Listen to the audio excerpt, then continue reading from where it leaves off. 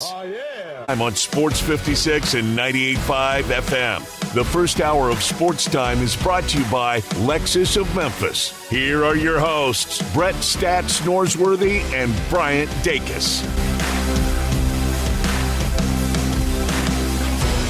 Welcome into Sports Time on a Thursday. Bryant and Brett with you for the next 3 hours. A lot to get to. We thought we were going to have playoff baseball today. Four wildcard series, all having their second game yesterday, and all of them finish off in a sweep. So no baseball today. We'll get baseball back on Saturday when we have a full day of college football, but we've got Thursday night football tonight in the NFL. We've also got two college football games tonight from the CUSA. They're going with a midweek type schedule going forward until MACtion starts later in November. They've been scared off by the MACtion during the week, but it should be a fun night, even though we don't have any baseball. But we're with you in our Family Leisure Studios, Bryant and Brett, like I said, and Brett Norsworthy. How you doing this afternoon? I'm doing well, Bryant. Let's do some more radio. You ready? We ain't done enough today. Let's do it. Never enough. You got 2 hours in. I got an hour in. That's We right. got 3 more hours in, both of us, until 6 o'clock. Johnny Hill with us as well, and we're looking forward to the day and the weekend. I'm like you. I was looking forward to baseball for sure tonight, but none Saturday. They're going to fan them out 12, 3:45, 6:07, and 8:20 as we have about every time zone going. Yeah. And when we get the Diamondbacks at home, we'll really get almost every time zone going at some point next week. And I'm surprised with the 4 sweeps, and I think it's going to be a lot of recrimination in Milwaukee for their early exit. Again, through the years, I've joked, called them the seat warmers in the National League Central. Okay, they really won it wire to wire this year. Not challenged that much. The Reds at times and the Cubs at other times, but it was mostly Milwaukee. And they get to the postseason and lay a big goose egg. No, they do, and I saw a little stat yesterday from Bob Nightingale talking about the NL Central and just how bad these teams have been in postseason play over the last couple of years. The last time an NL Central team won a postseason series was in 2019. The division is 2-20 in postseason play. So obviously not very good the last couple of years for the NL Central, and the Brewers certainly didn't do them any favors with what they did at home hosting that wild card series against the D-backs. Big crowd. Yeah, no, good crowds all over the place, really, outside of Tampa, well, of except course. for Tampa. Yeah, except for Tampa. But I thought really good crowds. I talked a lot yesterday about the crowds in Philly, and I thought they were good again last night as Philly really takes care of Miami, and I think we both agreed. I don't think we expected much from Miami, some injuries there with them. Really had to fight to get into the postseason. But exactly, a fantastic season. If they can get some of those arms healthy for next year, that could be a really, really scary team to play against next year. Yeah, to think they did that without Alcantara really contributing anything all year. But that Bob Nightingale nugget is really just startling. Yeah. The last champion out of the Central was the Cubs in 2016. Yeah. And time has marched on from that. Next year, the next time they get a chance from the Central to win one, that'll be 8 years. Mm-hmm. And I said it the other day, the last time the Cardinals advanced in the postseason was 2014, and the last World Series was 2013. And how futile that division has been in the postseason just highlights how crummy the Cardinals were this year. You got to win that division, and you were never competitive. 20 under 500, 71 and 91. Crazy. I mean, it is just ridiculous. But I did, and out of it from Memorial Day on, no doubt. No doubt. No, I mean we tuned out almost middle of summer. I mean, we were checked out. But I saw one of the writers up in St. Louis. I don't remember exactly who it was, but he did his grades for every position player they'll grade for the book, Cardinals. They're taking notes from us, Brett. They decided to pull out the little grade book. They did position players. I think in the story it said they were going to do pitchers maybe later this week or next week. And I mean, there were a lot of C's, there were a lot of D's for a lot of guys in the field positions for the Cardinals. And I agree. I mean, no A's, not a single A. I think there were Paul a couple. Goldschmidt and Arenado didn't deserve one. No, and I think Arenado might have gotten a D. I mean, I thought a very disappointing season for Arenado. And for Arenado, both of those guys should have been 20 points higher and 5 to 8 more home runs. Well, and absolutely. And even for Arenado, a guy that every single year, really since he's come into the league, you've been consistent with that glove and has really been a stellar third baseman. And he got better, I think, as the season went on. But I remember looking at about the halfway point of the season, and I mean, a lot of errors at third base. That fielding percentage was, I think, a good bit lower than it's been in any season that he's played in Major League Baseball. So not a good season at all around for the Cardinals. But when you have both of your star players at the corners really struggling, it's hard for you to do much. It is, and so the National League Central, they're out of it, but baseball continues. Yep. And it'll be fun now, the best 3 out of 5 as we get into the next round, and maybe on a collision course for Astros Rangers in an ALCS. That would be fun. That would be fun. You mentioned that yesterday. I would love to see that, especially with how wild that AL West was the last couple of weeks of the season. So I would love to see that. I saw a video of Twins fans leaving the ballpark last night chanting "We want Houston." I would maybe think again before chanting that, because I think the Astros are a really good team, and I don't think that way when it comes to the Twins. I think they were kind of lucky to get out of this series. I thought really poor managing for the Blue Jays. I mean, you have Barrios on the mound who, 3 innings, he's given up 3 hits, 1 run, and 5 strikeouts. Only first walk, and then they pull him immediately after that. I understand it's a win-or-go-home game, and you got to have a short leash on these pitchers. But I thought that decision was a little crazy. They bring Kikuchi in, who's one of their starters, but they bring him out of the bullpen. He doesn't go very long. I just thought kind of some weird decisions. Not saying that leaving in Barrios would have won that game for the Blue Jays, but when you lose 2-0 and your starting pitcher only gives up a run and seems to be really pitching well, all in all, I thought that was a weird decision, and ultimately the Twins survive. So I did all the numbers on all the teams in the playoffs with the elimination of Tampa Bay, Toronto, Milwaukee, and the Marlins. So you add in Philadelphia, Baltimore, Houston, Atlanta, and the Dodgers. And I did the Dodgers just since they've been in Los Angeles, which now is a long time, and I did Atlanta just while they've been in Atlanta, and Baltimore while they've just been in Baltimore, because at one time they were the St. Louis Browns, been in Baltimore since the early 50s, so long enough. No shocker. So the number of different teams the Dodgers have played in the postseason from baseball, so they'd have 29 teams to play, right? Not counting themselves. They've played against 20. Wow, that's incredible. The only National League teams they have never played in a postseason, the Marlins and Colorado. Wow.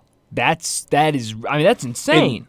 And they were new franchises together in 93. So, they've been around a little while, but not that long. Atlanta, 18 different teams. That's just in Atlanta.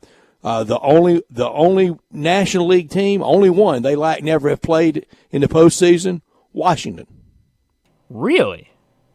Interesting. And these numbers, especially when you kind of go back and think about the numbers you brought for the wild card teams, and it was like 9, 11. It was like single digits, low double 7 digits. For Texas. 7. Yeah. And now you've got 20 and 18. That's crazy.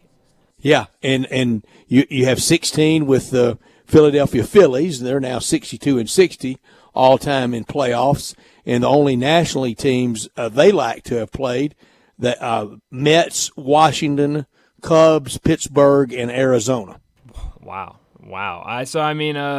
It just shows the success from these teams. They've played a lot of opponents, and so I guess I shouldn't be super surprised, but man. And we're really just now in this round with a lot of rounds of baseball playoffs. Yeah. We kind of always have had that NBA and NFL. Right. But baseball for a long, long time, you won the American League and you were right to the World Series. Then, absolutely. Late 60s, here came the LCS and now the various rounds of baseball playoffs. The Dodgers all time in Los Angeles in playoffs, 109 and 105.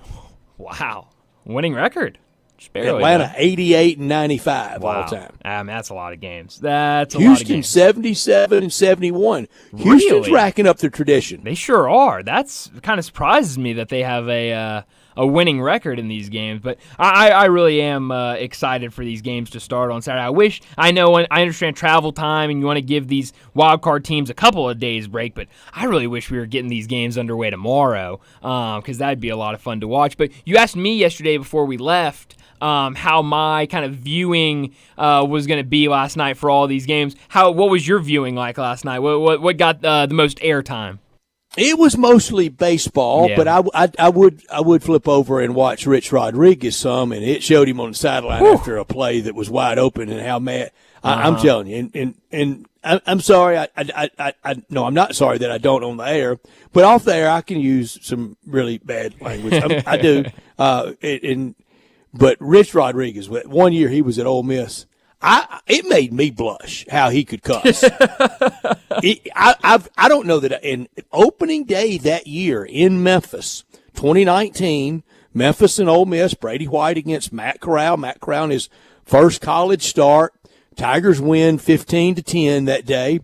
And on the broadcast floor, how close how close everything really is cramped. And is one of the things that badly needs to be remodeled. I know fans don't care about the broadcast area, but people, and they don't care about the local guys, but people coming in nationally, that's their impression of the building because that's really all they see. Yeah. That's where they're working. That's their office for the day when they all tweet that.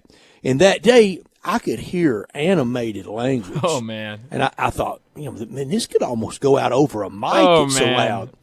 And for a second, then I quickly realized I heard him just really demonstrative screaming and cursing at Matt. And I'm thinking, oh, man. Is he talking to Matt Luke like that? Oh. And then I realized, no, he's got to be talking to Matt Corral like that. Good Lord. I can imagine. Is he really talking to that coach like that? Good Lord.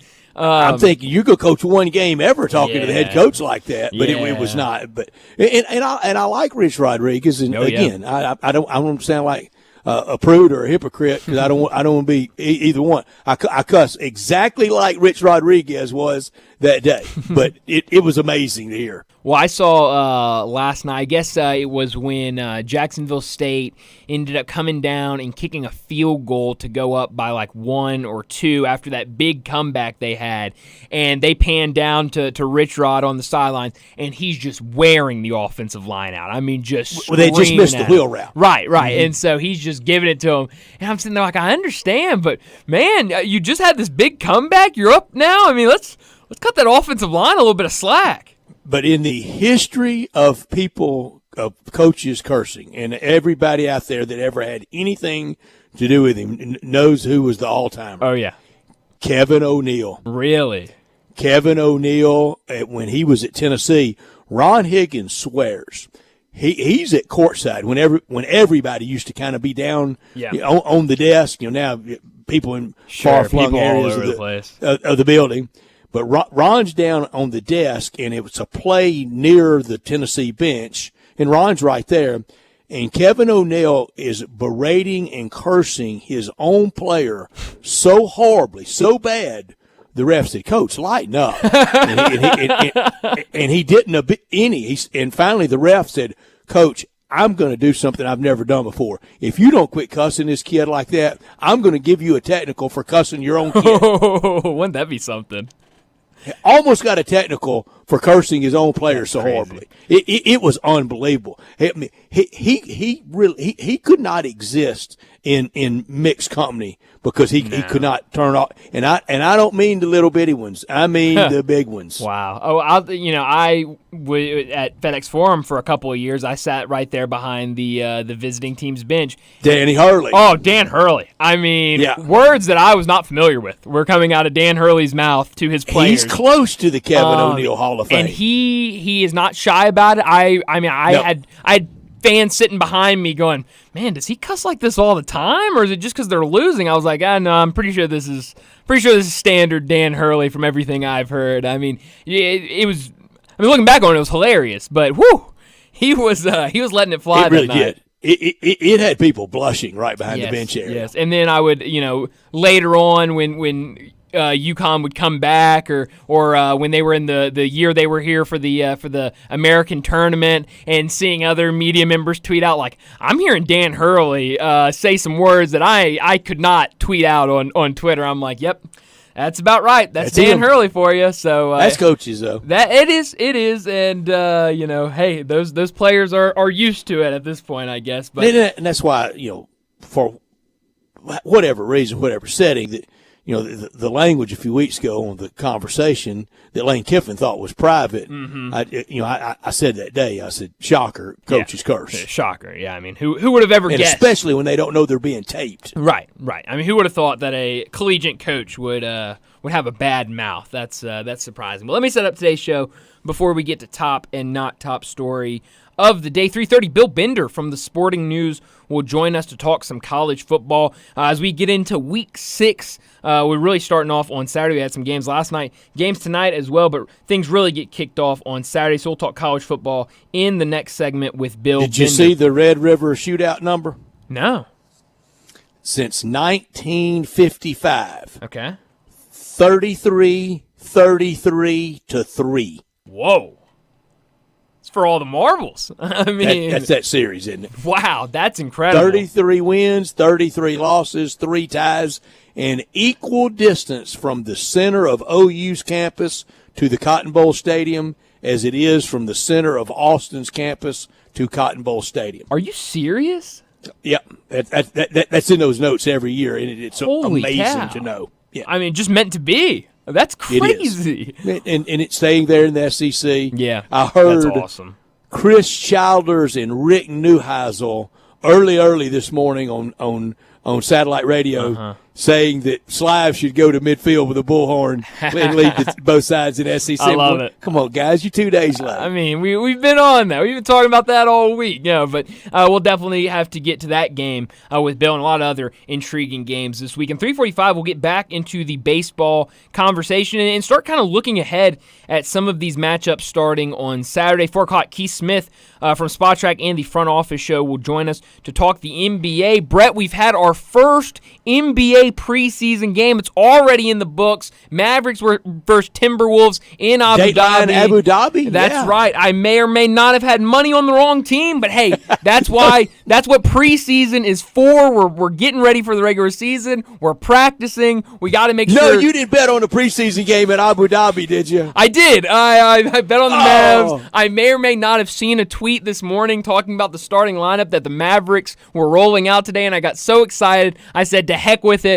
I'm going to bet on this game. But hey, that's what the preseason is for. We're working out. We're ironing all of these wrinkles out before the regular season like spring starts. Football. Exactly. So we'll talk a lot of NBA with Keith Smith. 4:30, we'll preview tonight's Thursday night football game. Bears in Commanders. We'll also get to some other NFL notes. 4:45, we'll get to big number of the day. 5 o'clock, Max Chadwick, the college football analyst for Pro Football Focus, will join us. We'll talk some more college football with Max at 5 o'clock. 5:30, we'll get to what's trending, and at 5:45, we'll wrap up today's show like we always do with Taco Bell Crunch Time. Let me remind you, we're sitting in our Family Leisure Studios where family and fun come together. The world's biggest spa sale. It's back and bigger than ever. 50 different models to choose from 5 different manufacturers. Up to 30% off in-stock spas and swim spas, and free upgrades on all in-stock spas. And the 24-month same as cash, it's still available, but only at Family Leisure, 2120 Witten Road, just north of I-40. He's Bryant. I'm Brett. We're Sports Time. We're with you until 6 o'clock, 901-360-8255. To text or call us. Johnny Hill in with us as well, but we want you with us at 901-360-8255.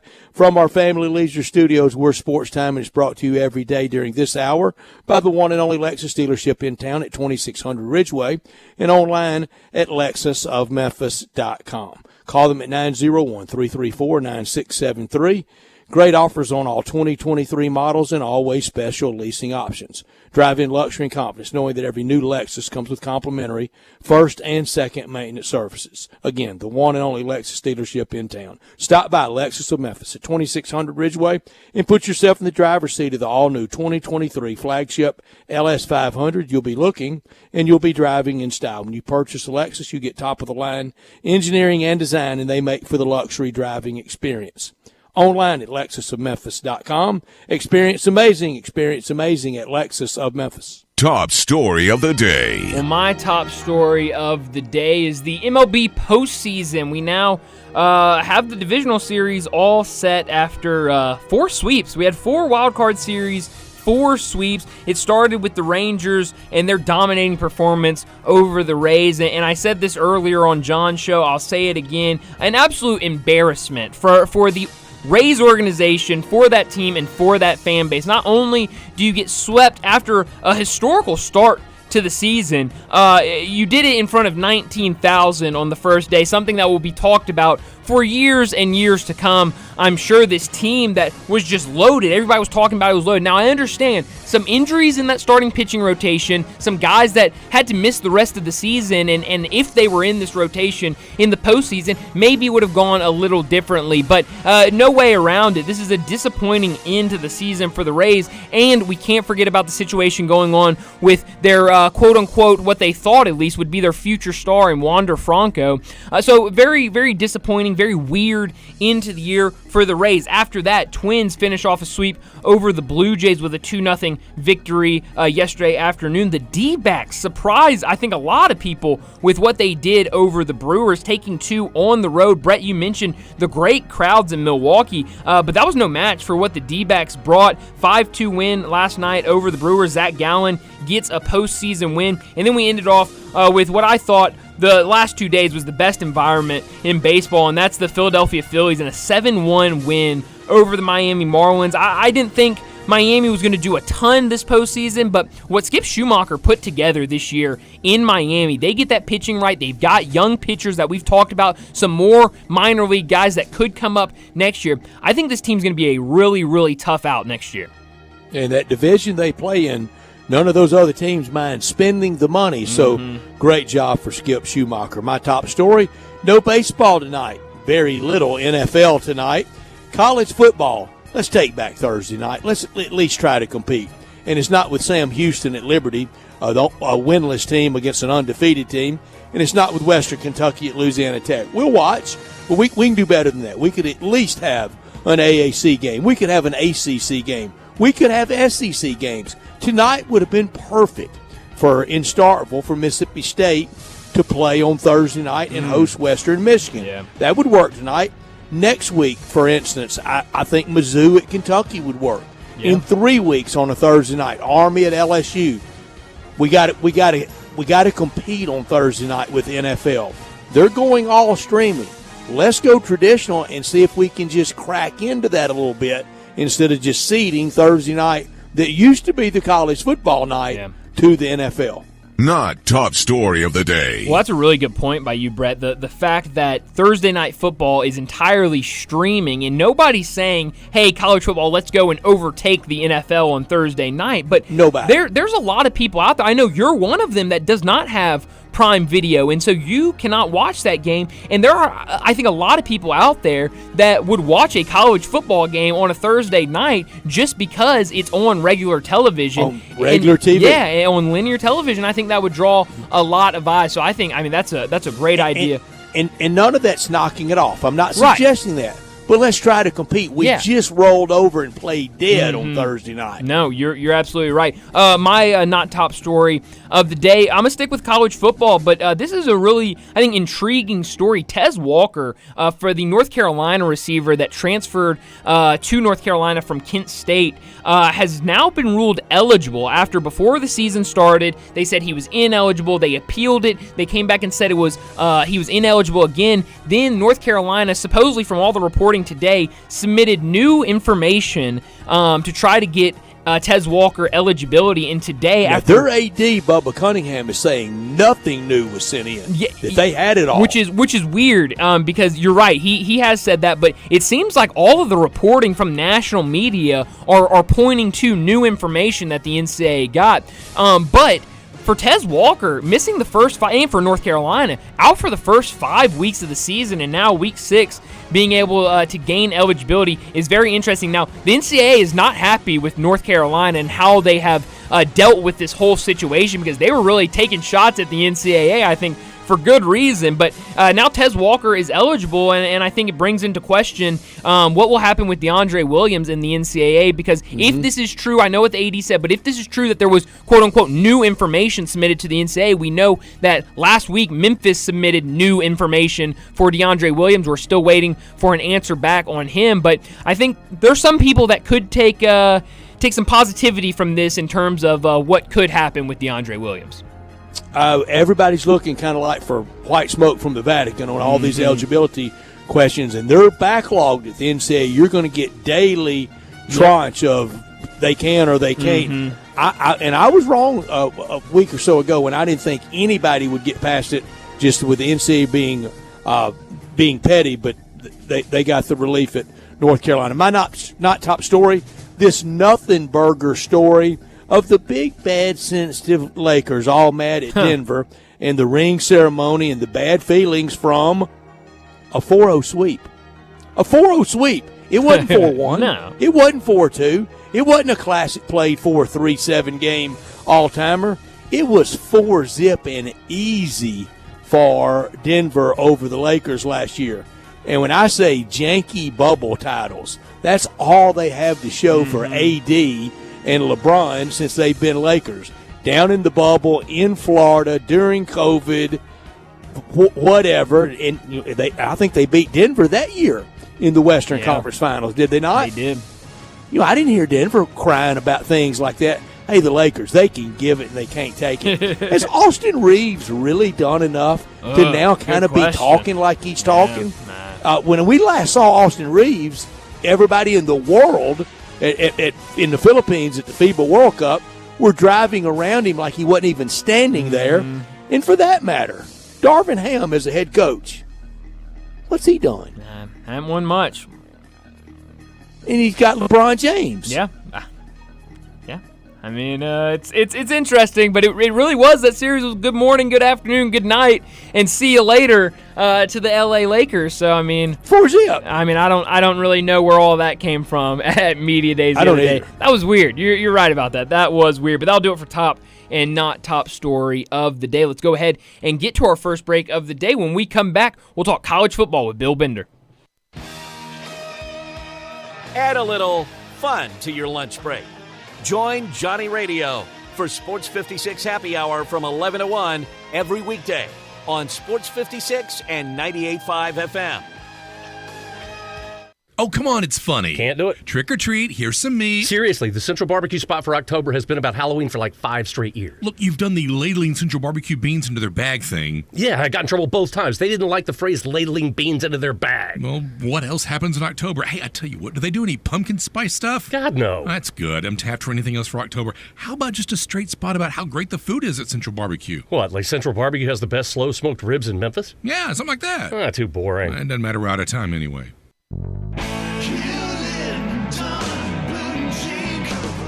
Hewlett & Dunn Boot and Clothing Company, we have it all. From handmade Amish leather belts, fine and casual clothing, boots, casual boots, work boots, fancy boots, and even safety-toed boots. Lots of cowboy hats to choose from, even Nebo lights, good-looking duck head dress shirts, duck head caps, shorts, and pants. Tons of jeans from Ariat, Wrangler, Devil Dog, and Kimes Ranch jeans. At Hewlett & Dunn, we have a great selection of Old South t-shirts and caps. Fine clothing from dress to casual to Sunday best. Enjoy choosing from UFO's orthopedic-approved shoes. Hewlett & Dunn Boot and Clothing Company. Boots of every size, every color, every skin. Great quality Western, work, and safety toe boots. Hewlett & Dunn Boots and Clothing Company. 111 North Center Street, Collierville. Hewlett & Dunn. Hewlett & Dunn, serving you and your family since 1961. Hey, did you know Vistaprint prints everything a small business needs? Like if a barbershop needs signage, we print outdoor signs, posters, and banners. Or if a ballet school needs merch, 1, 2, we print tote bags, t-shirts, hoodies, hats. Or if a coffee shop needs a total refresh, latte for Mike? Vistaprint designs logos and prints it on menus, mugs, paper bags, anything. Because with Vistaprint, the printabilities are endless. Print it all with 25% off for new customers with code NEW25 at Vistaprint.com. Do you know one of the best things you can do for your employees or family's health? Provide Arctic Clear bottled water. Arctic Clear bottled water is your locally owned and operated bottled water provider. Arctic Clear is 100% natural spring water with free delivery and setup, dependable service, and no long-term contracts. What an easy choice. Call Jeff Manus today, 901-382-2363, or visit arctic-clear.com. Arctic Clear bottled water. Call now, 382-2363. That's 382-2363. Chris Price here with Metro Builders. Is your roof leaking? Do you have mold stains on the ceiling of your home or business? Is your carrier denying your claim or offering a repair because they just don't have enough documentation? You need a contractor that performs work for insurance carriers each and every day, and Metro Builders is here to assist. This is why you call Metro Builders. At Metro Builders, we provide free estimates and consultation and love to assist homeowners with their claims. Metro Builders' process of arriving, inspecting, and diagnosing problems is second to none. Our team of Hague-certified technicians are standing by to assist you with providing estimates and photos to your carrier to document your loss. And the best part of all you owe is what your policy states. No large fees on top of the final scope. We use high-grade materials and are certified by companies like Atlas, Certainteed, Owens Corning, and even Mulehide. We offer best-in-class warranties on all of our jobs, up to 50 years. When it comes to roofs and restoration, call Metro Builders to schedule your free inspection. Call me. 901-375-1717. That's 901-375-1717. Sports 56 traffic. Afternoon. It continues to struggle over here on Sam Cooper right at White Station as they try to clean up an accident. That's what we're looking at live right now. Again, a pretty good slowdown waiting for you over here on this side of town. Again, that's going outbound Sam Cooper right at White Station. That's at least a 15-minute delay through there. Traffic's on the increase even more. 55 south coming across the bridge over from West Memphis. Already some traffic volume spotted south of Memphis on 55 down through DeSoto County. Hey, don't miss it this year. Smoky Mountain Fall Festival at Ober-Gatlinburg. Check it out at Ober-Gatlinburg.com. I'm Commander Chuck with your on-time traffic.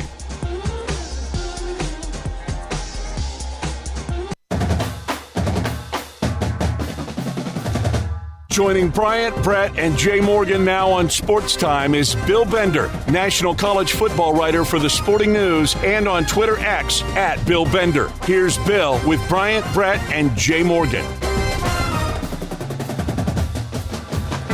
Bill Bender joining us now from the Sporting News to talk some college football. Bill, thanks so much for joining us, and I want to start off with the game that Brett was at last week, the offensive showcase between LSU and Ole Miss. I think over 1,000 yards combined total offense. But for Ole Miss, after losing to Alabama on the road, to be able to come home and get that win over LSU, how impressed were you with their performance?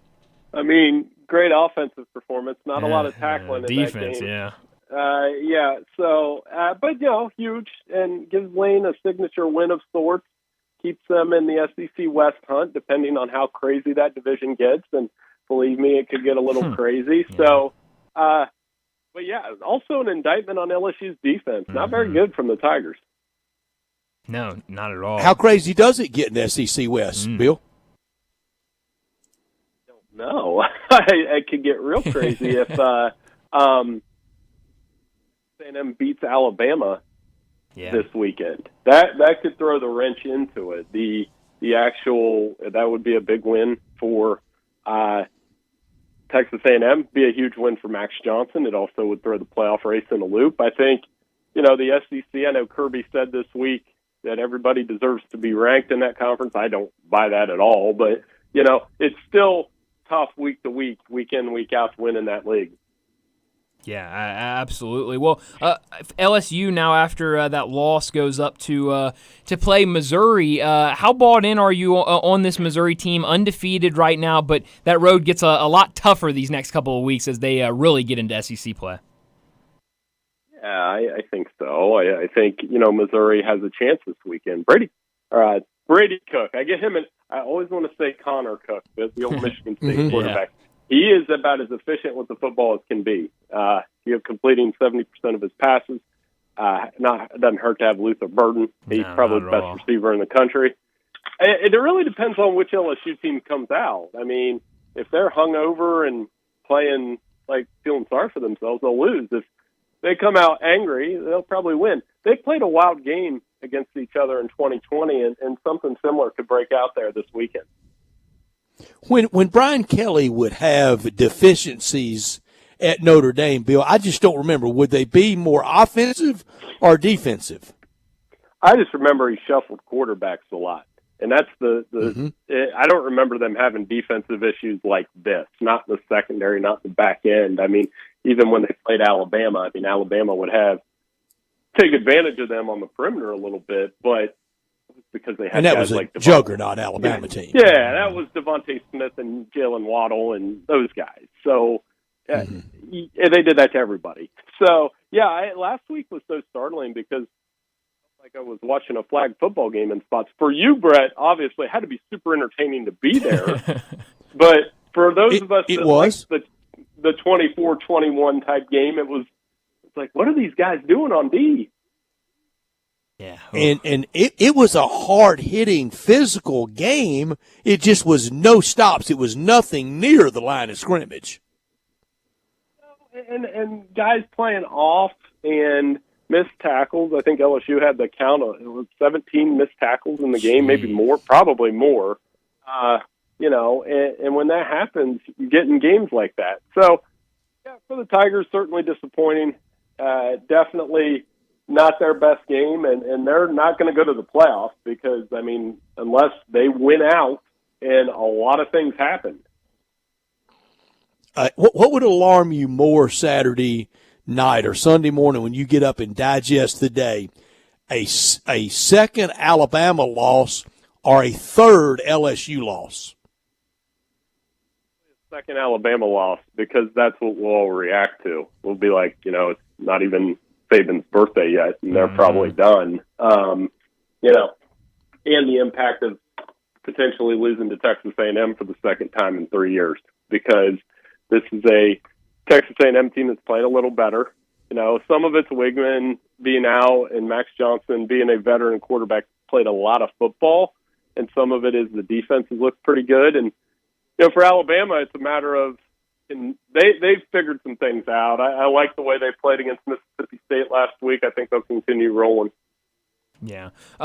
This weekend we start Saturday morning with some really fun games, the big one being Red River this weekend. And I've really had a lot of fun watching both Oklahoma and Texas play this year. Texas, obviously, the big win at Alabama earlier in the season. What do you expect from this one on Saturday? Good game. This is the first time that I can remember where it favored Texas so heavily. Mm-hmm. This game's a coin flip, right? You're like, one-score game either way makes sense. First time they've both been undefeated in a while, I think 12 years. Last one in the Big 12. And I talked to Chris Hummer, 24/7 sports guy, about this week. And, he's always been attached to this game. He's as good as there is covering the Big 12. That's why I throw caution in. On paper, Texas wins by 10. Yeah. But when you say that, this is an Oklahoma team that's probably being undervalued a little bit as an unbeaten team, and this is probably Brent Venables' best chance to prove the critics wrong after a rough year last year. Should Brett Yormark be in attendance Saturday at this game? They're still Big 12 teams, and they're still Big 12 contenders, and that bad blood, I get it. This is part of the realignment of college football, which is ugly. But I think, yes, they're still in the Big 12, and, the Pac-12 is still the Pac-12. USC's not a Big Ten team yet. They're a Pac-12 team, and I think that's something to keep in mind. Mm-hmm. Talking to Bill Bender from the Sporting News. Another game at 11 a.m. on Saturday, Maryland versus Ohio State. I've heard a lot of people talking about this game. Ohio State, a 20-point favorite. Is there any scare in there from Maryland this weekend? Well, they've traditionally played very poorly when they go to the shoe, but this is a different Maryland team. I think that's what the intrigue is. You know, they're 5-0. It's probably their best team in since they joined the Big Ten. We've got, again, another veteran quarterback in Talia that's played a lot of football and played a lot of good football. And it's one of those things where I think they have to get off to a good start. Ohio State coming off a bye week. First time we've seen them since they're going to be jacked up because they, won the game at Notre Dame a couple weeks ago. Marvin Harrison's a little bit healthier. How does Maryland handle that environment? It's never easy to win in Columbus. And when you do win in Columbus, your quarterback has to be lights out. So this is one of those games for Talia that if they want to make it a game, he has to be lights out. Okay, another one of those either or maybe either, neither, or one or the other. Tougher assignment for the Tungavaloa boys. Tua at home against the Giants, or Talia going to the Horseshoe for the Terrapins? Well, probably Talia has the tougher assignment. Tua will be fine, right? Yeah. Dolphins pretty good. Yeah. Dolphins, they lost to Buffalo last week, but Tua, pretty good player. And Talia's, like I said, he's played a lot of college football, and you're seeing that whether it's him or Penix or Jordan Travis, these guys that have played a lot, it helps. I mean, they're old veterans in the game, and I think it'll matter a little bit. But I still like that Ohio State team to win the game. Yeah.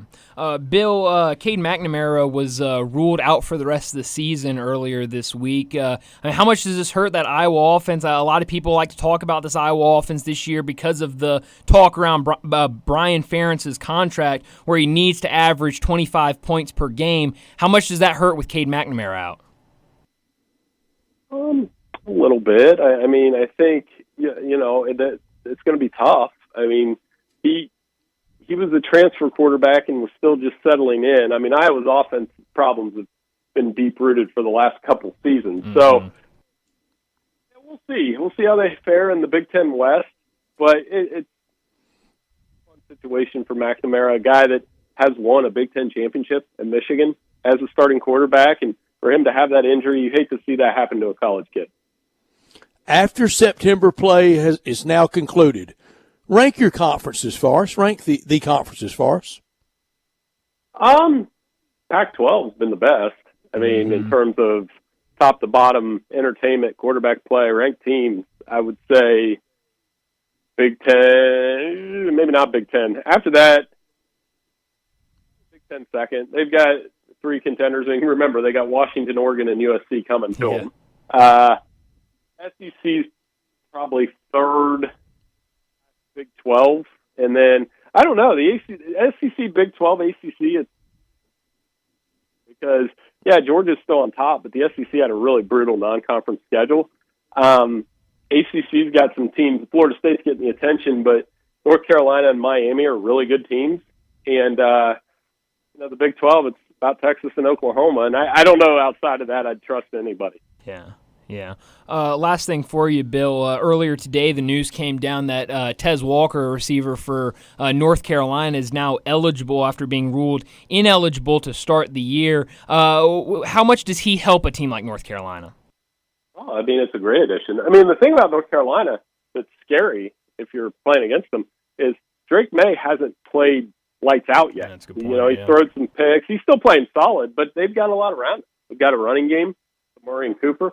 They've got a defense with a strong group of linebackers led by Cedric Gray, Gene Chizik defense, and they play Miami next week. That's one. So next week they're going to get USC, Notre Dame, and Washington, Oregon. Those are going to be the headline games. But that third game between Miami and North Carolina is going to be a lot of fun because those are two ACC teams that I think have played above their heads. Not above their heads, but above expectations to some extent. Yeah, no, that will be a really fun game. But, Bill, thanks so much for joining us, and we'll do it again next week. Hey, no problem. Thanks for having me on. Take care. Thanks, Bill. Thank you, Bill. Have a great, safe weekend to our friend Bill Bender from the Sporting News. And we love having Sissy's Log Cabin as part of our team. We love Sissy's Log Cabin in our community, and they're the official jeweler of the Memphis Grizzlies. That new location, it's opening soon. We can't wait, and we're going to be out there when they open. We promised that to Lamar McCubbin, and we can't wait to do it at 4542 Poplar. They're here to stay. Bill Jones and his team, they're here to stay. Some blow in and out overnight, then gone. Not Sissy's Log Cabin, huge supporter of Tiger Athletics, sponsor of our look back at the weekend in the SEC on Mondays, and as I said, proud official jeweler of the Memphis Grizzlies. And they have Memphis Grizzlies jewelry that they make. You'll love it. Mid-South's largest selection of one-of-a-kind jewelry, engagement rings, wedding bands, necklaces, earrings, over 9,000 square foot store coming soon in Laurelwood with expanded lines for Rolex, Cartier, diamonds, and more. Since 1970 with 6 locations across Arkansas and Tennessee, Sissy's offers a selection of diamonds, estate jewelry, and fine gifts. Official jeweler for the Memphis Grizzlies, proud supporter of the Tigers, and FedEx Forum with floor seat lounge. Unsurpassed value, exceptional service, expansive selection, and an extraordinary experience, because life's too short for ordinary jewelry. Let's go ahead and get to a break. When we come back, we'll talk about the baseball playoffs and start previewing these division series. That's next on Sports Time. Join the voice of the Tigers, Dave Woloshin, for Wolo and Friends. Weekday mornings from 10 to 11 here on Sports 56 and 98.5 FM.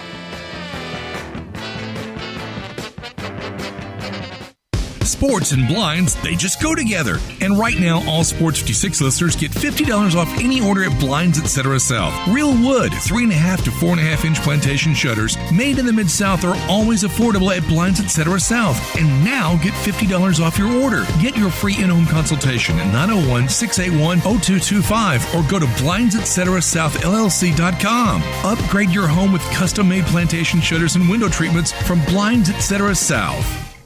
The Crazy Coop, America's premier wing destination, has 27 delicious flavors to choose from and counting. Like the Buffalo Ranch, a perfect combo of ranch seasoning with a little kick. Mango Habanero, sweet taste of mango followed by the heat. Or sweet maple bourbon. The taste will remind you of chicken and waffles. And that's just 3 of the amazing 27 chicken wing seasonings that you can get at the Crazy Coop in Bartlett at 7199 Stage Road. And now open the Crazy Coop Express at 1315 Ridgeway off Poplar. Some like it hot. How about the Crazy Sweet Lemon Pepper Hot or Crazy Suicide? Can't take the heat? Get the 4-cheese roasted garlic or barbecue bacon bourbon. Ask about the $9.99 lunch special. Now those are some crazy good prices. The Crazy Coop, 2 locations, 7199 Highway 64 between Atlin and Kirby Whitten and 1315 Ridgeway off Poplar. Family owned and operated, The Crazy Coop, America's premier wing destination. Want to play a private country club but only pay daily greens fees? Meadowbrook Country Club in West Memphis is your place. You can now play a beautiful, challenging course for only $59 plus tax, including cards. Meadowbrook Country Club features champion Bermuda greens and now is available to everyone. A membership is only $350 per month and includes tennis, pickleball, and swimming, plus a great restaurant and bar. Golf Pro Mark can even fix you up with custom-made tricks on clubs. Call 870-394-4186 today for your Tuesday through Sunday tee time at Meadowbrook Country Club in West Memphis. Jenkins Floors and More in Hernando is growing. This family business started up 5 years ago with just 1 pallet, and now they have hundreds. Tim, the owner, gets calls from people everywhere and can sometimes save them up to 50% on wood flooring, carpet, tile, and vinyl. Jenkins Floors and More helps with renovations, home building, and installation. Jenkins Floors and More, number 6 East Commerce Street in Hernando. Also in Little Rock and coming soon to Tennessee. Call 662-469-9350 for more information. Here from Thursday Night Football on Westwood One. Join Ross Tucker and me for the Commanders hosting the Bears in primetime. Quarterback Sam Howell in Washington took the Eagles to overtime last week, but came up short, dropping to 2-2. Now they face a Chicago team desperate to get a win. Don't miss any of the action on Thursday Night Football. Right here on Sports 56. At Grainger, we're for the ones who specialize in saving the day and for the ones who've mastered the art of keeping business moving. We offer industrial-grade supplies for every industry with same-day pickup and next-day delivery on most orders. all backed by real people ready to help. So you can get the right answers and products right when you need them. Call quickgrainger.com or just stop by. Grainger, for the ones who get it done. Can't sleep this cold. Honey. Honey? Honey, you need NyQuil Severe Honey. NyQuil Severe Honey gives you powerful cold and flu symptom relief with a dreamy honey taste. Feeling better, honey? Honey? I'll take that as a yes. Try NyQuil Severe Honey for powerful cold and flu symptom relief. NyQuil Severe with honey flavor. The nighttime sniffling, sneezing, coughing, aching, fever. Honeylicious, best sleep with a cold. Medicine. Use as directed. Keep out of reach of children.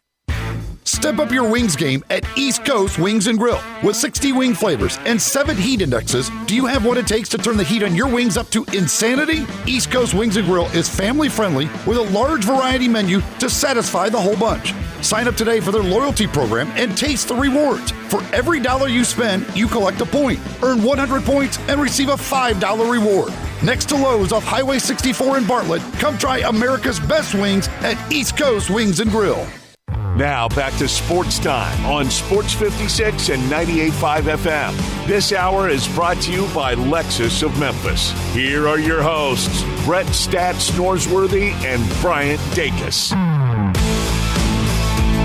Welcome back into Sports Time. Bryant and Brett with you from our Family Leisure Studios. And we talked a little bit about the wild card series, but now we have the next round all set. So taking a look at it on Saturday, we'll kick things off. Rangers versus Orioles will start the day at noon. 3:30, Twins, Astros. 5 o'clock, Phillies, Braves. And then 8:30, we'll wrap up the night with D-backs, Dodgers. Brett, this is more the schedule we needed during the wild card. I understand it's a Saturday, so a little different for scheduling, but this is what we could have used Tuesday and Wednesday. And we love you, baseball. Oh, we love baseball. But we got college football on Saturday. Yeah, I mean, this might, like, you know, I like to set up my Saturday, especially like this weekend, like Memphis isn't playing. We need this on Tuesday. Yeah, I mean, I'm going to have like the TV on a game. I'll have my computer. I'll have like 4 or 5 games up on my computer. Baseball might get my phone, maybe. But I love baseball, but you're right. It's college football Saturday. With the Ole Miss start time Saturday, I'll be able to take in all of Red River, which I will enjoy doing. And I'm telling you, that trip, I know people get tired of hearing me talk about it, but I just had such a good time in 2016 at that great game. And so I'm going to take all that in, and I'll watch a lot of baseball. It kind of loose order, 1 through 8 of the teams remaining. What's your preference on who wins it? Do you have one? Or I can tell you now, probably the strongest I am about any of this is anybody but the Dodgers. Yeah. I would say they're 8th. I mean, 8th for me is the Astros. I can't stand the Astros, so they're dead last for me. And maybe if I could go further than 8th, I would put them further than 8. If I got could. you. See, I was there with them when they were the Cardinals' big rivalry in the first part of the 21st century with the Killer Bees. I'm not there anymore, and it's mostly because of Dusty. Sure. No, I've just come that's the full crazy thing. circle. I like Dusty a lot, but now, I used to would rank him worse than any 8,000. Yeah. But he's just such a lifer. No, I think I'm for the Orioles. I was just about to say, I'd probably say maybe the Braves. I have a lot of friends and stuff that are Braves fans, so I wouldn't mind. I'm not anti-Braves. I'm not anti-Braves, but Orioles are right there as well. I mean, this young team, I would definitely cheer for the Orioles. I'm not close to anti-Braves like I was anti-Ted Turner and Jane Fonda. And that's the closest I ever get to cussing on the air is mentioning Jane Fonda. Well, we better stop while we're ahead, Brett. We sure better. But no, I definitely root for this Orioles team. I mean, you look at this young group of guys that they have and really have turned things around, a fun team to watch. I mean, it's Braves and Orioles probably top 1 and 2 for me.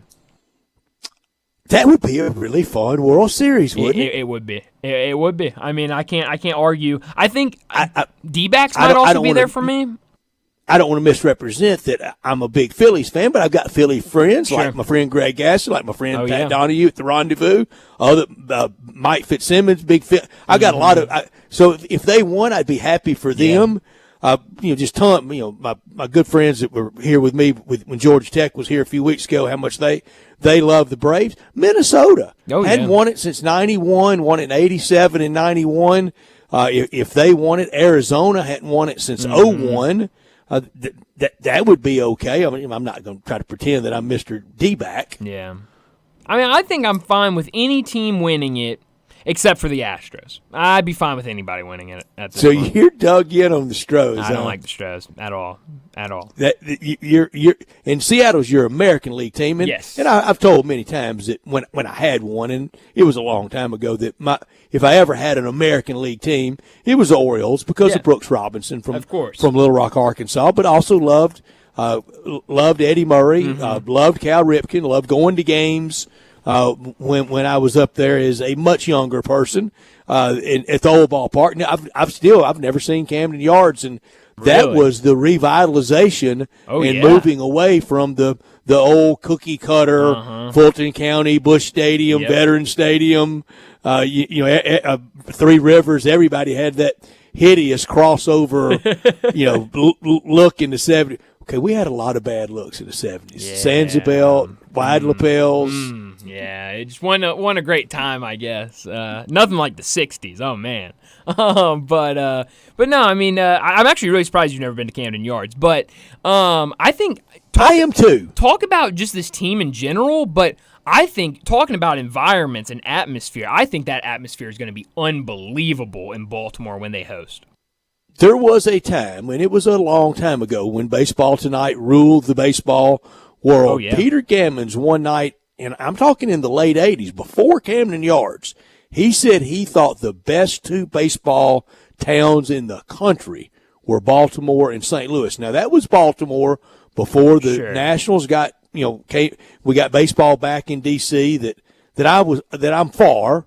I was far, and I think it's been good. But that took a lot of the Oriole fandom away, because that was DC's team after the Senators moved to Texas. Yeah. So, you've sold me, Brett, on the Orioles. I think I'm excited about them and then taking on the Rangers. I don't have anything against the Rangers either. At one point, I'd be okay with Texas. Yeah, at one point, I considered myself a Rangers fan, so I have nothing wrong with it. And we saw their guts torn out in 2011. I remember it very well, Brett. I remember it very well.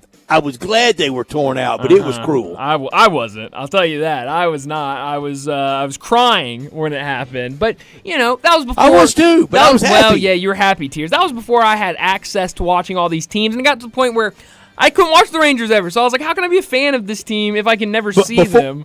Before David Freese touched home plate, I was about to drown everybody around me with happy tears. Well, I'm sure that was a lot of fun. I remember exactly where I was when that happened, and I don't think I'll ever forget it. That and the National Championship in 2008, I don't think I'll ever forget where I was in both those spots, and not for a good reason. So, but that's all the time we have for this first hour. Let's go ahead and get to a break. When we come back, we'll talk NBA with Keith Smith.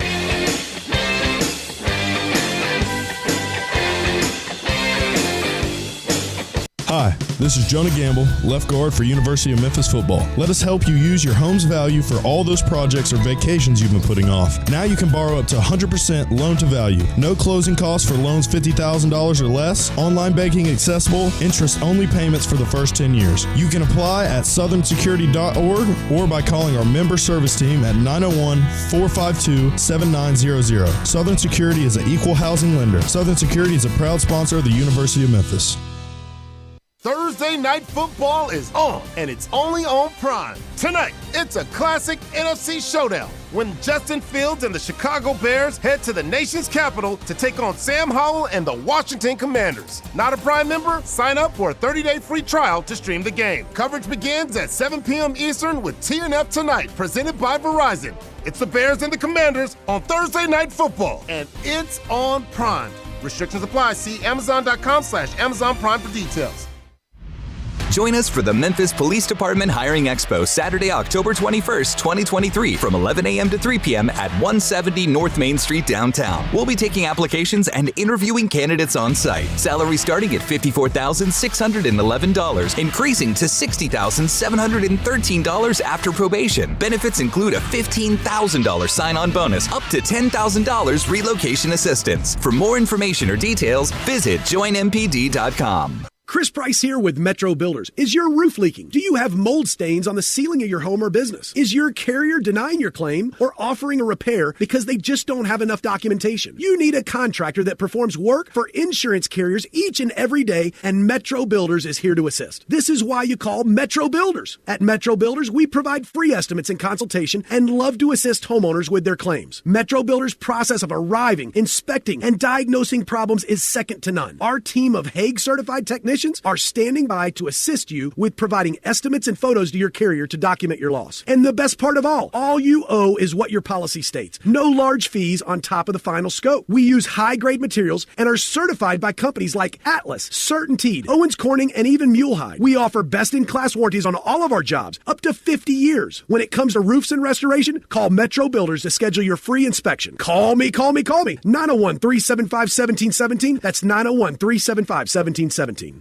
There's an institution in East Memphis that I love talking about. It's the Spirit Shop at 4848 Poplar Avenue, right down the street from Clark Tower, and it looks like a log cabin. It's been around Memphis since 1969 with a family-owned, friendly, knowledgeable sales staff that is just a wonderful place to go. I love going in and talking wine or bourbons, and they've got such great selection. So if you've not visited the Spirit Shop in a while, it's been remodeled. You'll love what you see when you need spirits. Tell Eddie Wollo said hello. The 4-1 Memphis football team is home Friday, October 13th at 6 o'clock for a huge conference matchup against Tulane for first place in the conference. It's wrestling night. Enjoy the matches on Tiger Lane and meet and greet with the wrestlers inside the stadium. Tickets start at just $20 to watch this big-time conference matchup. Be at Simmons Bank Liberty Stadium Friday, October 13th at 6 o'clock. Purchase your tickets today at GoTigersGoTix.com. Sports 56 traffic. Good afternoon. Wet driving conditions out here in rush hour traffic. Give yourself extra travel time. It's trying to improve over there on Sam Cooper. We had that earlier backup near White Station from an earlier crash. Now it's building pretty good down through Midtown as we stare at it live here on 240 southbound from Union down past Norris. Hey, Weimer's Jewelry, they're back open and better than ever. Go by and see David and his family at Weimer's Jewelry, 7525 Highway 64. I'm Commander Chuck with your on-time traffic. We are Sports 56, WHBQ Memphis, and W253DF Memphis. Flynn Broadcasting Stations. Oh, yeah. Time to talk NBA with Keith Smith from Spot Rack and the Front Office Show. And on Twitter X at Keith Smith NBA. Here's Keith Smith talking basketball with Bryant, Brett, and Jay Morgan.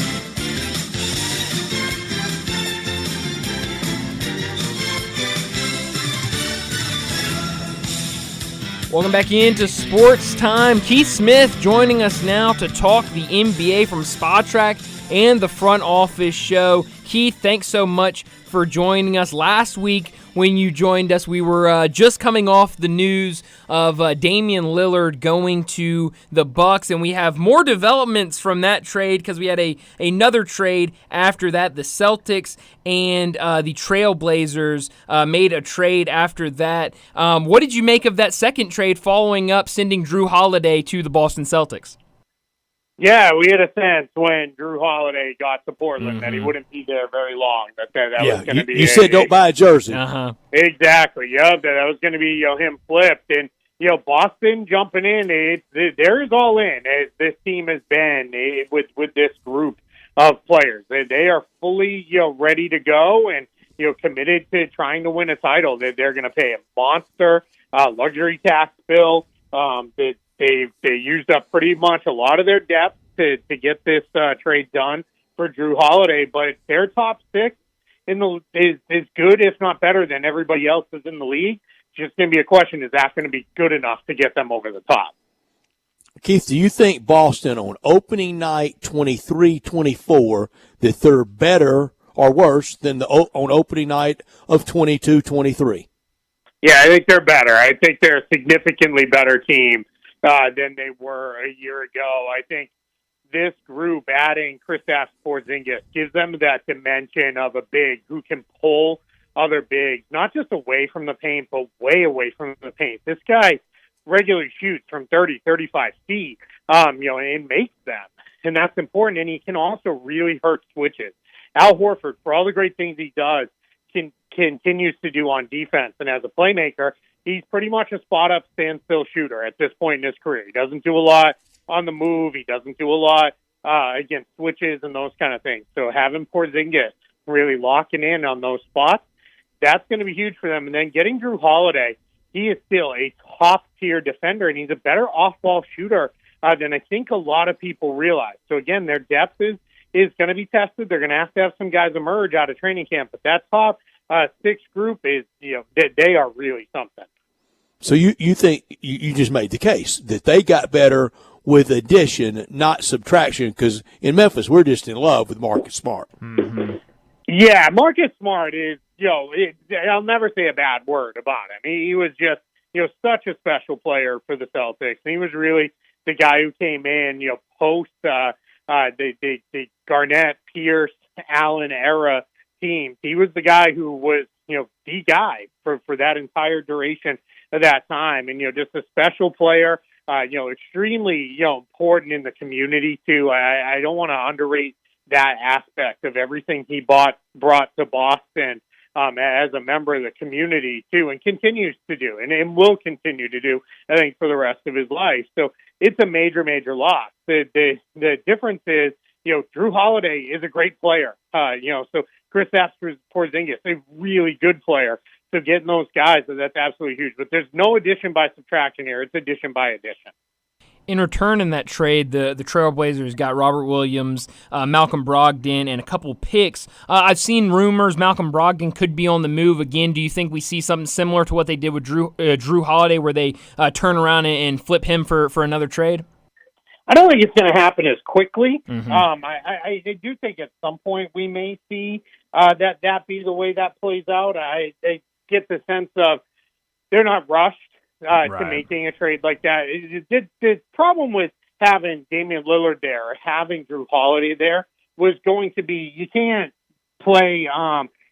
go in and play Scoot Henderson over those guys. With Malcolm Brogdon, he is a sixth man, so you really can't kind of play him in that role and just let him kind of do his thing while the younger guards kind of learn their way. In Memphis, we talk a lot about that 25-game stretch to start the year without Ja Morant. And we're not going to go through W's and L's like we do all these college footballs schedules in the preseason, but just a blanket. If the Grizzlies could go, what do you think would be a win for them? And then get Ja in, get him reintegrated back, with the team and in the community around town, everything in the past. What do you think over that 25 would be kind of a mark? Yeah, I think if they could go 14-11, 15-10, that's pretty good. And I know some people might be I'd take that. Yeah, I think I might take that with him. Yeah. Yeah, well, I think with him, you'd be shooting for, let's hope for 16-9 or something like that. But, I think people, don't realize, my buddy Trevor Lane got into this with some Lakers fans where he said, hey, if they go 6-4 in their first 10 games, that's pretty good. And people are like, that's barely above 500. When you extrapolate it out, that's basically a 50-win season. So, yeah, if you can go 14-11, 15-10, I think you're feeling pretty good, at that point of, all right, we're probably going to close in on high 40s, low 50s in wins, and that's about where we'll be. And I think they've got the ability to do that. I think they've got enough defense. They've got enough shooting. They're going to look like a little bit of a different team from what we've gotten used to. But I think in a lot of ways that's not a bad thing, as long as the key is when Ja Morant gets back that he kind of then reintegrates seamlessly. Because otherwise, if he doesn't, that's where it can get a little messy. Sure could. I mean, he's got to hit the ground running when he gets back. It can't be kind of another training camp on that reintegration of the superstar that's Ja Morant. Keith, you say your buddy Trevor Lane is having a go at it with Laker fans. Boy, they're really leading with their chin this offseason. I've taken some shots at them. They're wanting to go hard at the Nuggets. Does somebody need to remind them they got swept by Denver? It's funny if you remind them of that. They like to remind you, but all the games were close. And as I like to say, close is Lakers playing for close, huh? Yeah, that's it. I was taught, close is only counts in horseshoes and hand grenades, and and it's and only parallel don't count much parking in the and slow NBA. dancing. Oh, Yeah, that's it. So, I like to say, with that, kind of, thought there. For one, I love that the Nuggets and the Lakers players are getting a little spicy. Like, I think that's fun. Anytime we have, rivalries in the NBA, it's a good thing. And if they kind of emerge almost kind of organically out of, we played in the playoffs and we feel like you got the best of us and shouldn't have, and those kind of things, it's always going to lead to something fun. So I'm all about, having, a little bit more rivalry. I don't need guys throwing haymakers at each other, but if they're out there, going hard and talking some trash, that's generally leads to pretty good basketball. Yeah. Well, Keith, we're getting new chapters of the James Harden saga after he didn't show up to media days, didn't show up to the first day of practice, and there was questions on if he was going to show up after that, but he eventually showed up yesterday. What's the next step in this saga with James Harden in the 76ers? Yeah, I think next is just keep moving forward. Keep showing up, keep doing what you're expected to do. Do I think he's going to do that? No, I have my doubts. I think there's a real chance, something goes sideways here because all those reports that he intends to be disruptive and cause distractions, those didn't come out of nowhere. That wasn't just, blatant speculation. That was, somebody got something, they were told something along the way. So I think we're in a spot with, with the 76ers where, they'd like to trade him. He'd like to be traded. But until somebody steps forward and says, all right, we're putting in the chips that the Sixers need, it's got to be hey, let's make the best of this situation, because otherwise it just gets really awkward for everybody involved. Talking to Keith Smith from the Spot Track and the Front Office Sports Show. And I was watching the first preseason game today in Abu Dhabi between the Mavs and the T-Wolves, and Grant Williams is a Maverick. I'd completely forgotten about that move, and I'm seeing him on the bench earlier today, and it kind of threw me off for a second seeing him there. What do you think Grant Williams can bring to this Mavericks team? Yeah, I think he's going to be a really big addition. I think you saw it today. There's a good chance he's their starting power forward. I think, what we'll see with Grant Williams is he's going to be a rock-solid defender for them. He really does a nice job defensively. He can switch. They're going to play, some young guys, whether it be Derek Lively II or Olivier Maxence Prosper. They're going to, play those guys, and he's going to be somebody who can help them along with positioning, with some tips and tricks, and kind of get them going. With that, so they'll really get going. He'll help quite a bit there. So I think what's going to happen is his offense too. As long as he's making shots, he'll be a great spot up weapon for both Luka Doncic and Kyrie Irving, and that's going to be really, really big. So yeah, and it's funny that you say that. You kind of forgot that he was there. That's one of my favorite parts of this time of year. Is everybody's like, wait, they have that guy? Oh, yeah. I forgot that happened. And this year it's even more funny because we had those big trades all the way in August, or all the way in September, October. Keith, and everybody trying to get a handle right now on preseason predictions for divisions and the eventual winner, and for Coach of the Year, Player of the Year, Rookie of the Year. Who do you have as your Rookie of the Year?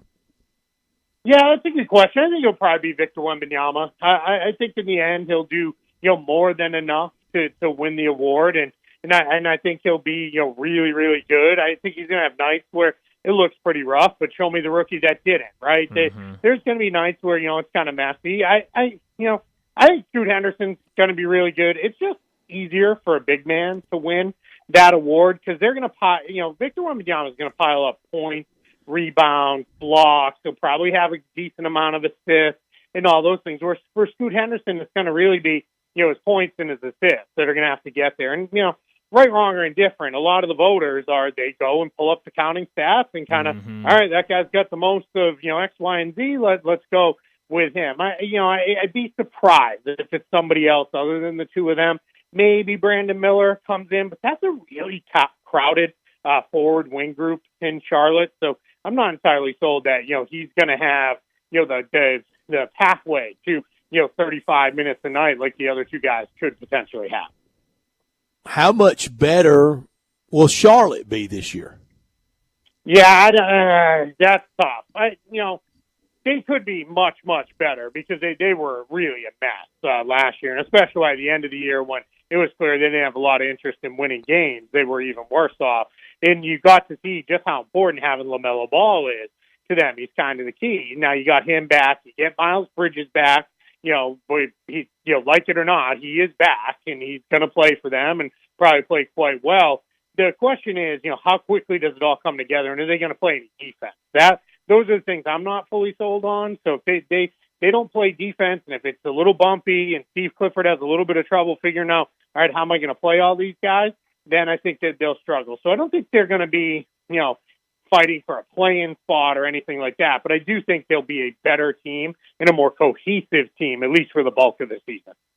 I'll go from one team to another in terms of how much better are they this year. The Orlando Magic looked better down the stretch last year, but what kind of jump do you think they make this year?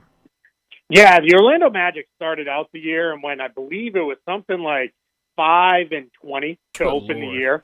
And they had no healthy guards. If you remember back to, they started out in the early part of the year with Paolo Banchero and Franz Wagner, basically doing everything because they didn't have any healthy guards. Like they it wasn't just one or two. Like they had no healthy guards. Once they got healthy, they played 500 ball the rest of the way, for 2/3 of the season. And that's what I think we're going to see that team become. Their young guys will get a little bit better. Banchero, Wagner will get a little bit more efficient. They'll actually have some healthy guards, hopefully, this time around. And I think that team's ready to take a step forward. I think a lot like what the Cavs did a couple years ago, where it was, all right, they stepped into play-in contention, and then the next year is when they really took the leap. I think that's where the Magic are at. Take that step forward, be in the play-in tournament this year, and then the years after that, then you start building on that with consecutive playoff appearances. Okay, we go back a few years ago, and it was first time in a long, long, long time for Milwaukee. It was the first time ever for Denver last year. Who's that long-timer or first-timer this year? That's a good question. I think Phoenix potentially could be. I think they've been right there. Yeah, they've been there an awful lot, but they've never pulled it off. They've never done the big one. So I think there's a chance it could be them. They've got all the pieces you need to really make that kind of run at this. I think in the East, I feel like it's going to be Boston or Milwaukee. I would pick those two over the field, so it gets a little hard to fully buy in on an Eastern Conference team. But in the West, Phoenix, I know it feels a little odd because they're one of the favorites to get there, but they've never done it, so I think it could be them. And in the East, you're right. It starts with those two, and then probably Philly, and then really everybody else after that. A long-timer for sure. It will be 51 springs next spring since the Knickerbockers last won it, and they ain't winning it next year. Yeah, I'd be surprised. That said, though, I think they have all the pieces in place to be a pretty good team this year. I think I like what they did with adding Dante DiVincenzo, getting Josh Hart. He was big for them down the stretch last year. Having him for a full season is going to be really good. So that's going to be a tough team. They're going to win their fair share of games. They're going to play hard. They're going to defend.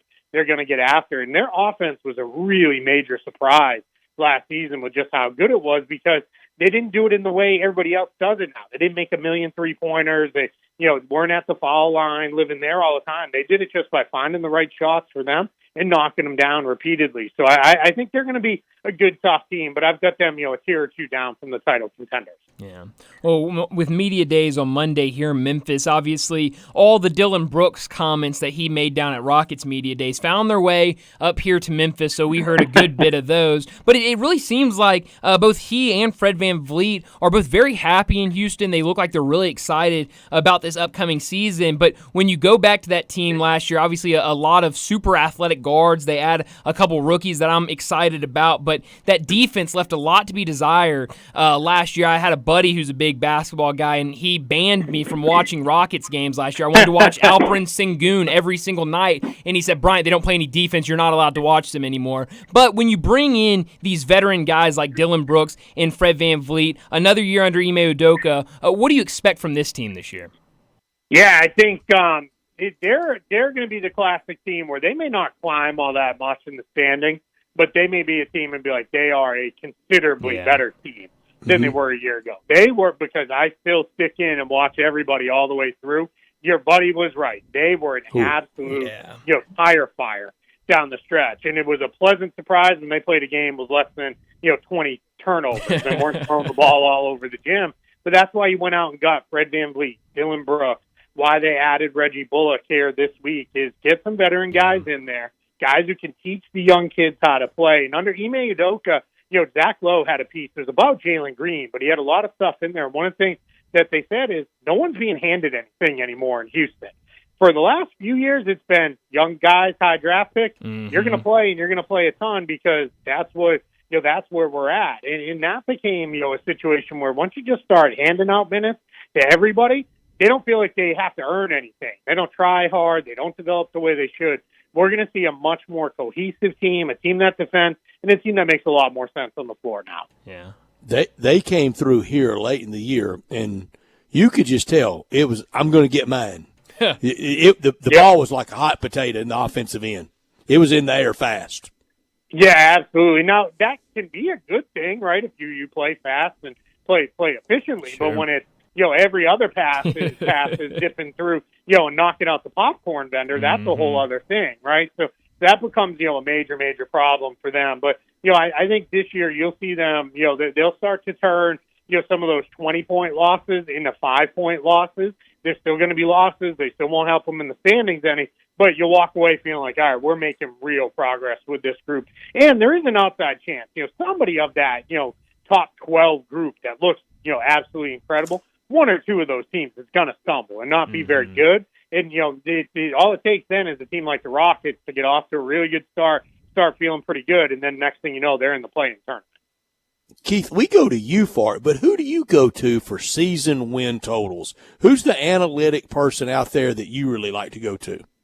Yeah, I like a lot of what Kevin Pelton does on ESPN because he does a lot of stats-based projecting on that stuff. I was big on 538 when they were around doing that. It's funny. I just asked that question of a handful of my media friends where I was like, hey, 538's gone now. Who are we all using? And then a lot of it is I just try to get there myself. And I try not to read too much of that stuff until I feel pretty good about where I am because I don't want it to overly influence my thinking. I want to go in kind of with my own ideas and have things laid out. And then when I read through them, if somebody makes a point that I really hadn't considered that, and it's one I believe in, then I reserve the right to adjust. But that's kind of where I go for now. So when you go to it, you go for confirmation of what you've already analyzed, not necessarily to be dissuaded by it. I want to be dissuaded, but only if I realize I missed something big. I don't want to be dissuaded by just I think they're going to be good. Like I need to be talked into that. You don't want to be Homer, yeah. Correct, yeah. And if somebody starts telling me, the Portland Trailblazers are a sneaky team to make the Western Conference Finals this year, boy, you better have a pretty good argument for that. Otherwise, I'm out. Like I'm not going to believe it. Or if somebody says the Denver Nuggets won't make the playoffs, I got to hear, a really good reason to believe that could be. Otherwise, I'm not going there. But yeah, if somebody comes with something, and it happens all the time because there's a lot of smart people that cover this game, and a lot of smarter people than me that cover this game. That I'll learn something where I didn't know that or I didn't consider that part, and then I'll factor that in a little bit as well. Yeah, and that's what we're looking for, and we get it with you. But we're always looking, to go to people we know more about it than us. With that, would you buy the big step up for the Pistons? No, not this year. I think they're gonna be better. I just don't think they're gonna be better like that this year. I just think they're very much. I need to see it to believe it. I need to see Cade Cunningham on the floor quite a bit. I'm happy to eat crow in January, February when they're if they're playing well and look like they might be making a real run. But a lot of now I'm talking play-in game step up stuff. Yeah, and I figured that's where you're going. There were a lot of people putting them in that range last year, and I was like, I don't get this, and now I know Cade Cunningham was hurt, almost the whole season, but I'm not there with them yet. I think there's still another year building before that all comes together. Well, I'm glad you said that, Keith, because I love all these names on this team. I mean, I could just go through the Detroit roster, and I love pretty much 2/3 of that team from watching them in college and what they've done in the NBA. So I'm glad you said that. I might have jumped all over a lot of futures for the Pistons. But Keith, next time we talk to you, we'll have a lot of preseason games already under our belt. So enjoy these first couple preseason games, and we'll talk to you again next week. I appreciate it. Thank you. Thanks, Keith. Keith Smith from Thank you so Spot much, Track and the Keith. Front Office Show. I'm glad he dissuaded me. I really am. You wanted to go step up on the Pistons. I do too. I do. I want to go 8 or 9 seed on the Pistons. Well, and Brett, I mean, while you were asking him about win totals and all that stuff, I just went on here. I haven't looked at the NBA win totals yet this year, and the Detroit Pistons, their over/under for win total is at 28.5. The San Antonio Spurs are at 29.5. Like maybe not make the playoffs, but for them to win more than 28 games, I don't know. I might have to take that. All right, tell me this: is 39 wins big step up for them? Oh, yeah, absolutely. I think so, too. Where does 39 land in Eastern playoffs? Oh. Is that 9 or 10 seed? Yeah, I mean, it's somewhere between there. Yeah, sure, I think. At worst, 10 seed? Yeah, I would think so. Oh, I don't want to go against Keith, though. No, I can't go against Keith, but, man, I mean, 28.5 wins is not. I mean, that they could go past that and still not make the play-in. So I mean, I don't know. So we're thinking the same thing, and we didn't rehearse this. No, Brett. Literally, if you had not have asked that question about the Pistons, my next question was going to be the San Antonio Spurs win total is 29.5. The Detroit Pistons is 28.5. Who has a better chance of going over? So you read my mind. See, my West team, and it's not big step up. It's just better. It's New Orleans.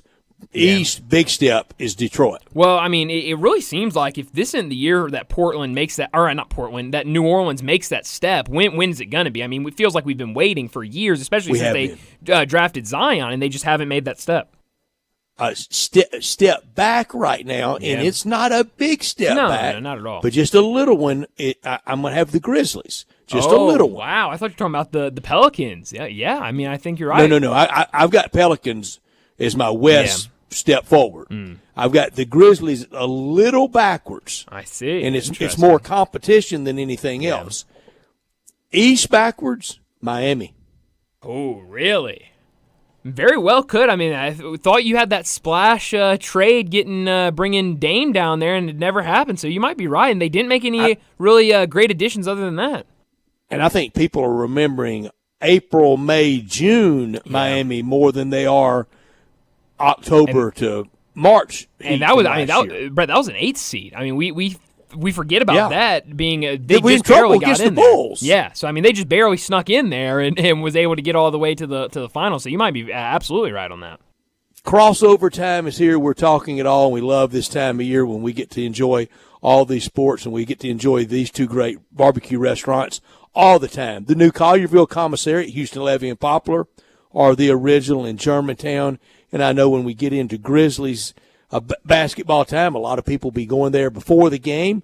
A lot of people will be getting commissary to watch at home for road games. Same with the Tigers. Same with all the college football. And it's perfect for a big group to go there and game watch and enjoy Memphis-style barbecue and ribs done the Memphis way, the slow-cooked way.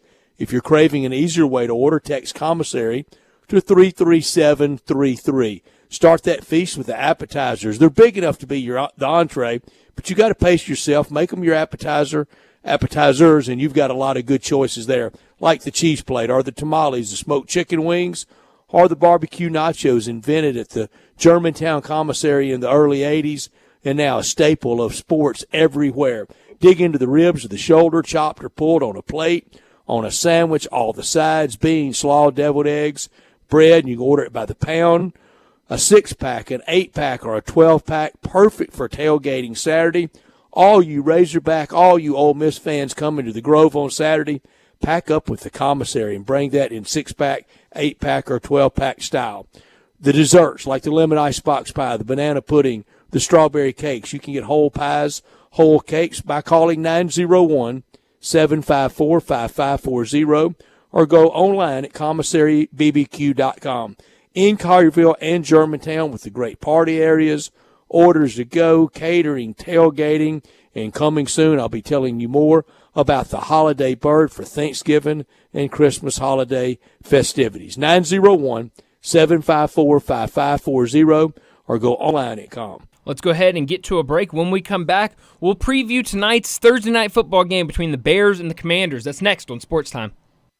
Broadcasting from the Family Leisure Studio, we are Sports 56 and 98.5 FM. Simple, smooth, and every sip as easy as the last. Tito's handmade vodka tastes just as good with tap water as it does with your favorite mixer. Back in the day, Tito distilled, hand-bottled, taste-tested, sent to a few friends, then taste-tested again to give you the finest juice around. No frills, no flavors, no fancy labels, just the good stuff. Just Tito's. For recipes, videos, and more, visit Tito'sVodka.com. Distilled and bottled in Austin, Texas, 40% alcohol by volume, namely 80 proof, crafted to be savored responsibly. We interrupt this broadcast for special news and information concerning family leisure. The world's biggest spa sale is back and bigger than ever at Family Leisure. How is that possible? Well, let me tell you. You start off with 50 different spa models to choose from 5 different manufacturers. Then you throw in up to 30% off in-stock spas and swim spas. But is that all? Oh, no. You get free upgrades on all in-stock spas, plus 24 months, same as cash. Wow! This is the kind of sale that you just can't have every day. But it's happening right now at Family Leisure, the world's biggest spa sale. Soak in the savings right now at Family Leisure, Witten Road and I-40. You know the place where family and fun come together. Please remain calm and walk. Don't run to Family Leisure. And now back to your regular programming. Hey, sports fans, this is Ultimate Vegas Insider John Anthony, and I'm on fire. To prove it, I'm releasing your Thursday night report absolutely free on recorded message. Call 1-800-244-5506. I love tonight's matchup. Chicago-Washington is monster, side and total. Chicago-Washington, critical information confirmed, plus college football. That's 5 big plays. John Anthony has you covered. I love to go 5-0 free on recorded message. 1-800-244-5506. Information wins. John Anthony Sports, #1 against the spread. Chicago-Washington is huge. Call 1-800-244-5506. You want the information? I've got it. I love to go 5-0 over the season free. Call the recorded message line 1-800-244-5506. Critical information confirmed. I've got it. 1-800-244-5506 or go to johnanthonysports.com. Sponsored by JFSR Group. Step up your wings game at East Coast Wings and Grill. With 60 wing flavors and 7 heat indexes, do you have what it takes to turn the heat on your wings up to insanity? East Coast Wings and Grill is family friendly with a large variety menu to satisfy the whole bunch. Sign up today for their loyalty program and taste the rewards. For every $1 you spend, you collect a point. Earn 100 points and receive a $5 reward. Next to Lowe's off Highway 64 in Bartlett, come try America's best wings at East Coast Wings and Grill. Join us for the Memphis Police Department Hiring Expo Saturday, October 21st, 2023 from 11 a.m. to 3 p.m. at 170 North Main Street downtown. We'll be taking applications and interviewing candidates on site. Salary starting at $54,611, increasing to $60,713 after probation. Benefits include a $15,000 sign-on bonus, up to $10,000 relocation assistance. For more information or details, visit joinmpd.com. Sports 56 traffic. Good afternoon. It looks a little bit better over here on Sam Cooper, where it was slow earlier around White Station. Here's what we see. Heavy traffic to the south of Memphis. 55 has really picked up down through South Haven, all the way down through DeSoto County. It's busy on 55 South, trying to get across the bridge. This rain out here, wet driving conditions not helping. Hey, Smoky Mountain Fall Festival, it's going on right now at Ober-Gatlinburg. Check it out at obergatlinburg.com. I'm Commander Chuck with your on-time traffic.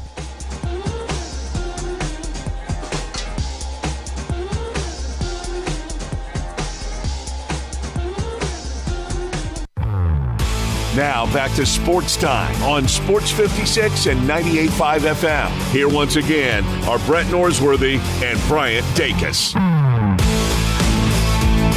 Welcome back into Sports Time. Bryant and Brett with you as we're sitting in our Family Leisure studios. And It's Thursday, so we got Thursday night football tonight.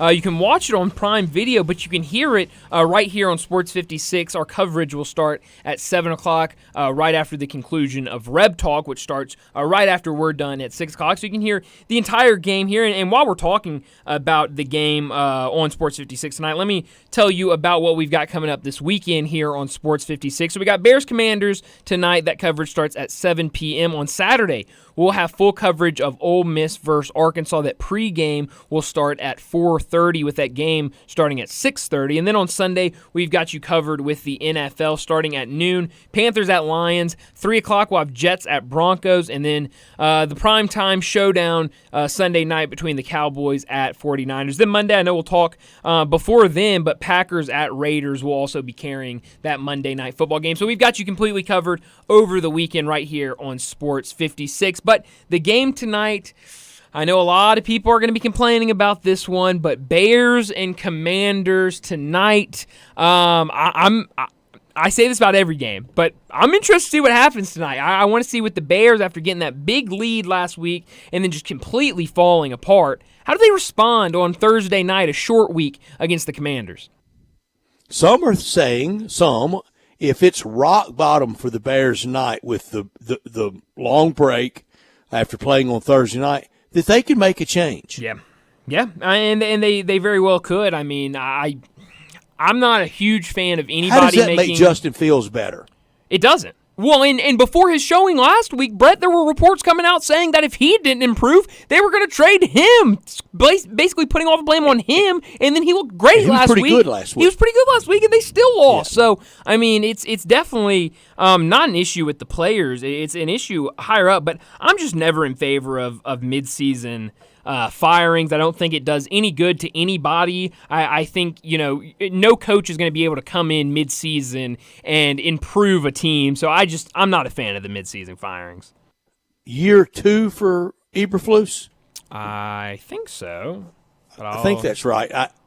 But tonight's going to be a lot of takes on Justin Fields. Oh, absolutely. Absolutely. Second year for Eberflus, 2022 is when he started with the Bears. But no, you're absolutely right. I mean, he's been under a microscope, and he'll be under one again tonight. And if he comes out and has a bad game, everybody's going to immediately say, oh, well, last week was against the Broncos. They're terrible. Or it was a fluke last week. This is the Justin Fields that you should be, that we should be familiar with. I almost hope they trade him because I think a suitor out there could be the Atlanta Falcons. And I think he would really fit in with the Falcons. They've got young weapons. They've got a great young running back that they can really kind of play off, both of them. And so I would love to see him in Atlanta. I don't know if that would ever happen, but I think maybe a new scenery might be good for him. So you're ready for Arthur Smith and Desmond Ridder, all that work they put in just to be done? I am. I am. I have not been impressed with what Desmond Ridder's done at quarterback, and I know you don't think time fixes it. I don't. I mean, I didn't see a ton when he was in college. I didn't see a ton of him being an NFL quarterback. I thought he was a fantastic college quarterback. I just wasn't sure how that transition was going to be, and I really haven't been super impressed with him. And I hate to say that, a guy that we watched so closely while I was at Cincinnati, but I don't know. I think maybe a change, especially when you have all of those weapons around him. And there's a lot of difference between being a great college player and even being functionable as an NFL player. Absolutely. I mean, we see it all the time, especially with quarterbacks, of guys that are just unbelievable in college and then just can't do it at the next level. And so, I mean, I hate to say that. I really do. But I just don't know if we ever see it from Desmond Ridder. And next year in the draft, I think we're going to have maybe double-digit quarterbacks. Quarterback galore. At least 8. All over At least the place. 8. Which will be crazy. And I mean, I know a lot of people, people who are really love the draft or people who even cover the draft are going to love that because, as much as that drives it. It drives it. As much as offensive linemen are important, nobody likes. Nobody's going to go click on mock drafts and stuff looking at Skoronski from Northwestern. People are going to go in there looking at Caleb Williams and Michael Penix and all of these quarterbacks. So it's going to drive a lot, and it's going to be certainly a hyped up draft. But I think you're right. I mean, with all the quarterbacks we're seeing in college football right now, I would not be surprised if a ton go in the first round. But we'll see if we really have the supply because our friend Bo Marchant talks about there's the demand. There are NFL teams that need a quarterback, will there be enough of a supply? Yeah, no, and that's a good question. And I mean, kind of going back to that, you can be a great quarterback, a great college quarterback, and they just not translate to the NFL. And so who knows how many of those guys are in college football right now, really tearing it up, but can't make that jump. I'll tell you one guy I've been really impressed with, even though it maybe it hasn't translated into a ton of wins just yet. But Sam Howell and what he's done for the Commanders, I've really been impressed with him as a quarterback. I have too, and we'll see him and hear him tonight in the SEC this year. I think Jaden Daniels helped somebody in the NFL someday, some way. You got to learn how to take a hit. I mean, that guy gets beat up every single weekend. Who else does, though? Does KJ Jefferson? Does Jackson Dart? Does Spencer Rattler? Joe Milton? I mean, Brady Cook? No, I don't think so. I mean, it seems like we've talked a lot about Devin Leary. No, absolutely. I'm still waiting for Devin Leary to show me something at Kentucky. I've been very disappointed with what he's done so far at Kentucky. I mean, this Kentucky start's not been powered by Devin Leary. Brett, they needed the running back to run for 280 yards last week. Almost 300. Yeah. So, but I feel like we've talked about this a lot this year. Of just you look around the country and all of the stellar quarterback play. You really don't see much of that in the SEC. No, it's not, and I think that's a reason why Bill Bender, he did not stumble on it, but he had to think about it for a second. He jumped out there strong with Pac-12. I think everybody would say that. I would think, yeah. Then he was kind of scratching his head a little bit, air bubble on just who exactly would it be next. Is it Big Ten? It probably is. And then in that next kind of iffy grouping with the ACC and the Big 12, it's the SEC, and we don't have that conversation early October very often about the SEC, and it's fair to have. I think it's very fair to have, and you're absolutely right. I mean, most years it's the opposite. We're talking it's SEC, and then who's behind that, and then we're stumbling behind that of who's second best conference. And so, it has been, and I thought Bill, when he was kind of explaining why he was ranking all of these conferences the way he did, I mean, he said you look at, obviously, a good amount of teams in that top 25 from the SEC. Obviously, Georgia's still number one, but you look at what these teams did in their non-conference play, and they didn't do much. And for the SEC, it always happens. Any Bama dip from just a little bit from 1 year to the next, or even a decade dip, they're just not as good as, say, those dynasty teams. Then that's when it starts looking iffier, and it's just like that in basketball. If Kentucky doesn't carry kind of the flag for the league, then the rest of it looks a little pale. Sure, yeah. And so, I mean, I don't know. I mean, and here's the thing. Here's the thing that I think helps the SEC, especially when you get into October and November, is we're about to start seeing a lot of top 25 versus top 25 matchups in conference every single weekend. And I think those games that are on national television and that are going to be really good games and competitive games, I think that helps the SEC in terms of the strength of their conference. Well, what you just said is very true, but that's what the critic has said that props it up is the kind of the organ grinding by ESPN and CBS to a degree, which I categorically reject. Right. They've been there covering the story of the sport for the last 15 years. Yeah. And I mean, I think you can. What were they supposed to go do? Cover the Horizon League? Exactly. And now you're seeing a lot of that shift now to Pac-12, and a lot of people are talking about the Pac-12 on these networks. I don't know if I've seen Big Noon Kickoff on Fox. I understand these different networks and their conference allegiances, but I don't think I've seen Big Noon at anywhere other than Colorado this year. I mean, they're always at Colorado, and so I think the stories. I can't blame them. I can't either. But I think the stories this year are coming from the Pac-12, and so I think we're seeing less of that quote-unquote bias that people think there is with SEC. And he removed himself from any of the most remote consideration, and I don't think any was given to Michigan State seriously considering hiring Urban Meyer, but he removed his name this week.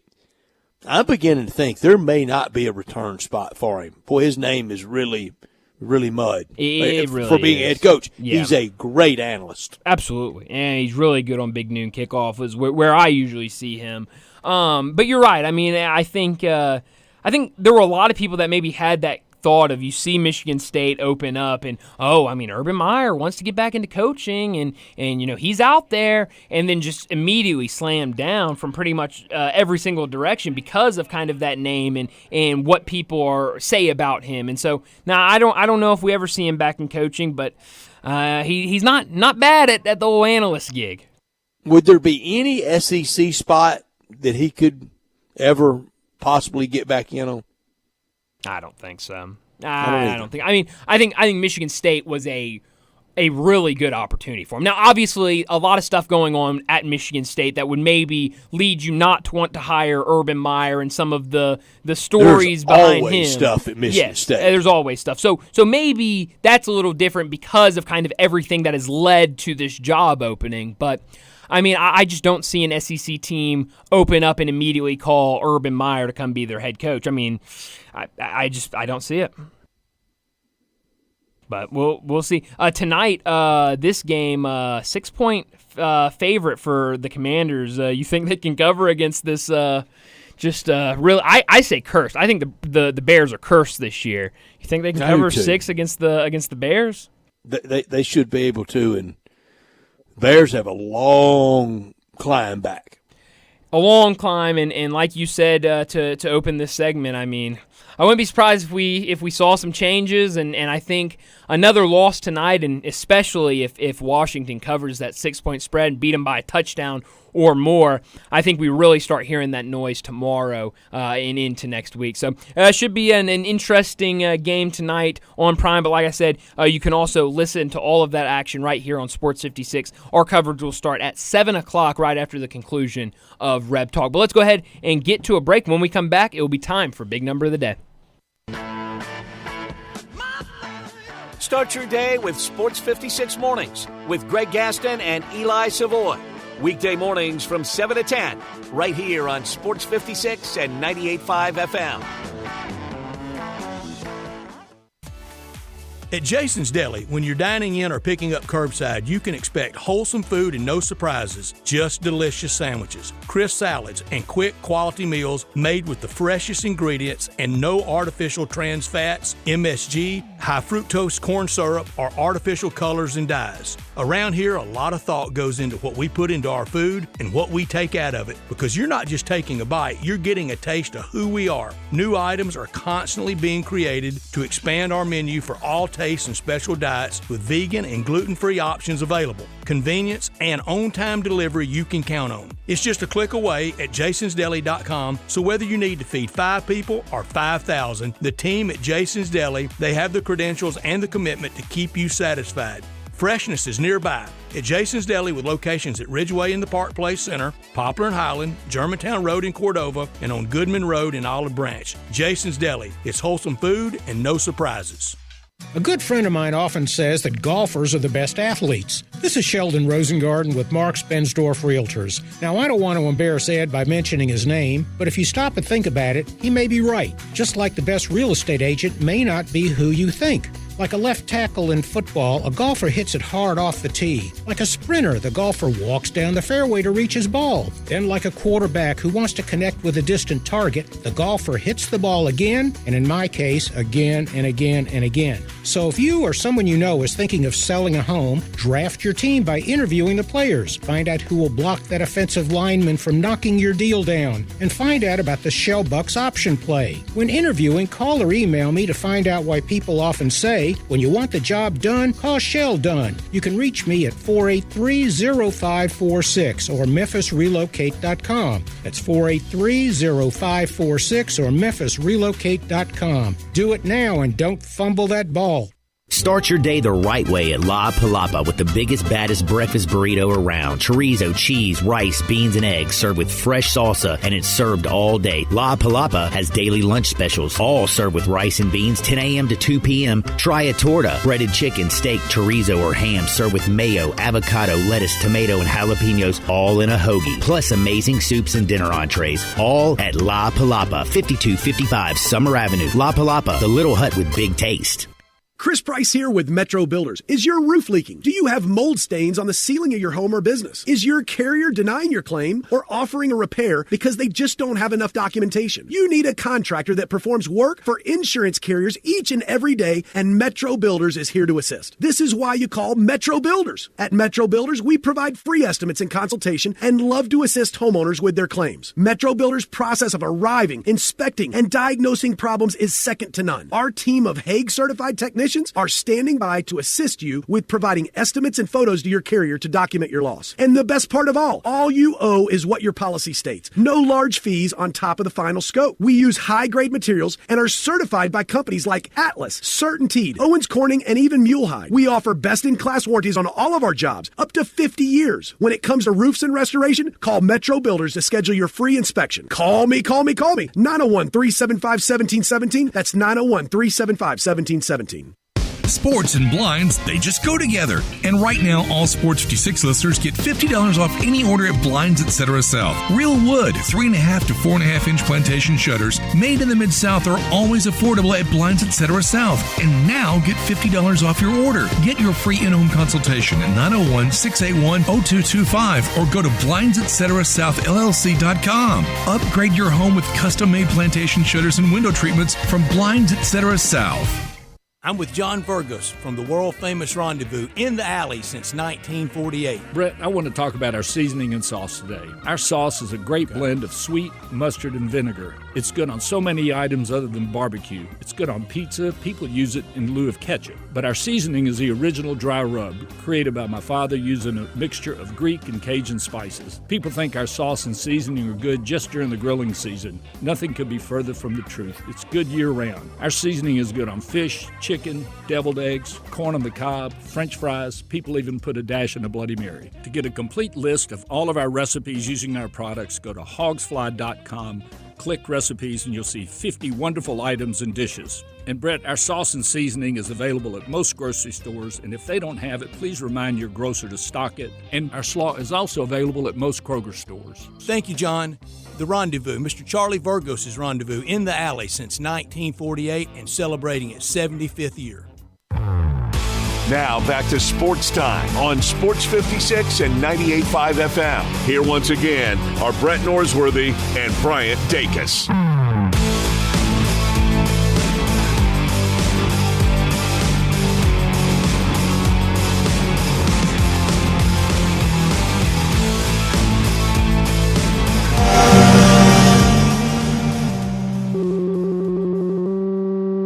Big Daddy. Hello, Big Brand. It's a guy, he wants to be big, then he gets big, he doesn't want to be big anymore, then he gets small, but the suit's too big. Big Daddy. The big boy. You're a big guy. I think she's trying to pull a fast one on Big Daddy. The big number of the day.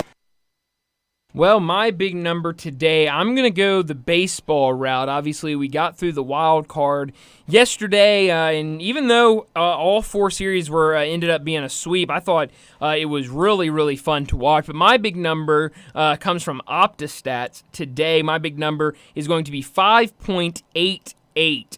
Teams combined to score an average of 5.88 runs per game in the wild card series this year. It's 47 total runs in 8 games. That's the lowest average runs per game in a single round of the MLB postseason since the 1983 LCS, which was 5.75. So, Brett, you talked earlier this week about kind of the low-scoring games, these pitching matchups that we were going to see, and you were absolutely right because there were not a lot of runs. Now, the Rangers kind of threw that off yesterday. So did the Phillies by throwing up 7 each, but still only 5.88 runs. A lot of unders hitting the past 2 days. Help me with the LCSs that year. I know the World Series was Orioles over the Phillies. Why can't I remember who they both beat to get there? Give me a second, and I will tell you. And it was obviously a lot of pitching, and that makes the games move really faster. And the games did. My big number is 4, as in 4 FBS quarterbacks with 100-plus pass attempts and 0 interceptions this season.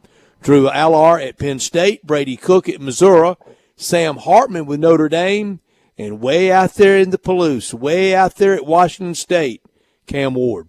I mean, we talked about it earlier, but Cam Ward is one of these quarterbacks that is just a phenomenal quarterback, and I just don't think he gets talked about enough. Obviously, a ton of star power out there in the Pac-12 that gets a lot of the attention, but what he has done through 5 weeks has been really impressive. Phillies beat the Dodgers that year. Who did the Orioles beat? The Orioles beat the Chicago White Sox. With Tony La Russa. Yep. So and Jim Leland as the third base coach. Really? Wow. So, So Baltimore, Chicago, Philly, and Los Angeles were your 4 teams. So, and I'm looking at those scores, and they were pretty low scoring. Ruled. Yeah. It was very, very low scoring. 1-0, 4-1. 2-1. I mean, very low scoring. And you want to get a laugh, go to Baseball Ref and look at the times of those games, and that was with a lot more commercials then for postseason they would have in the regular season, and I'll guarantee you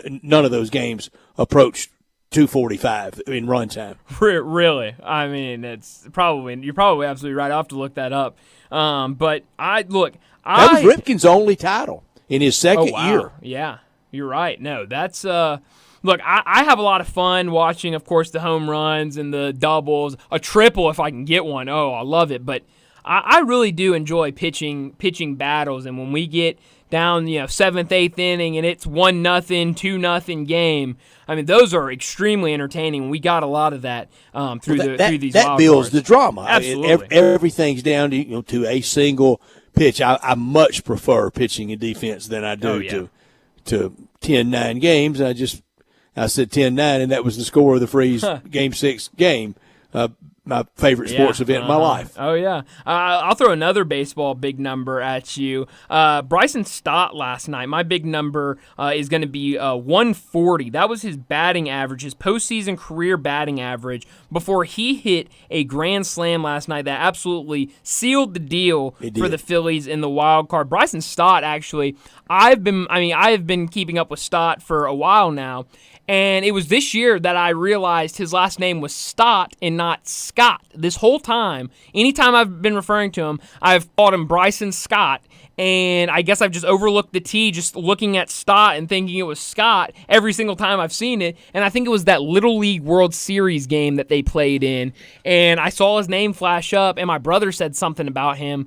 And I go, it's Scott. It's not. Why do they have Stott up there? It's Scott. And he goes, no, Brian, it's Stott. And I said, they must have changed it or something. It used to be Scott. And he goes, no, Brian, it's always been Stott. And I was like, it's always been that. What is going on? But Bryson Stott last night, before that grand slam, he was 7 for 50 in career postseason at bats. That's a batting average of 140. He's the first player in MLB postseason history to hit a grand slam after stepping to the plate with a sub 150 career postseason batting average with a minimum of 40 plate appearances. So he came up big last night, and that's a big number. And sometimes for a team to get on that magic carpet ride, you get it from a place you never saw it coming from. I mean, Gene Tennis, MVP of the 72 series for the A's. David Eckstein in 06 for the Cardinals. Miracle Mets in 69. Mm-hmm. The very light-hitting Al Weiss hit about 400 for the Mets in that series. You need that ragamuffin player to step up. Oh, yeah. A lot of times you need that guy that just maybe hadn't been doing a ton, and he steps up in a big moment, and Bryson Stott did that last night for the Phillies. But that'll do it for our second hour. Let's go ahead and get to a break, and when we come back, we're going to talk college football with Max Chadwick.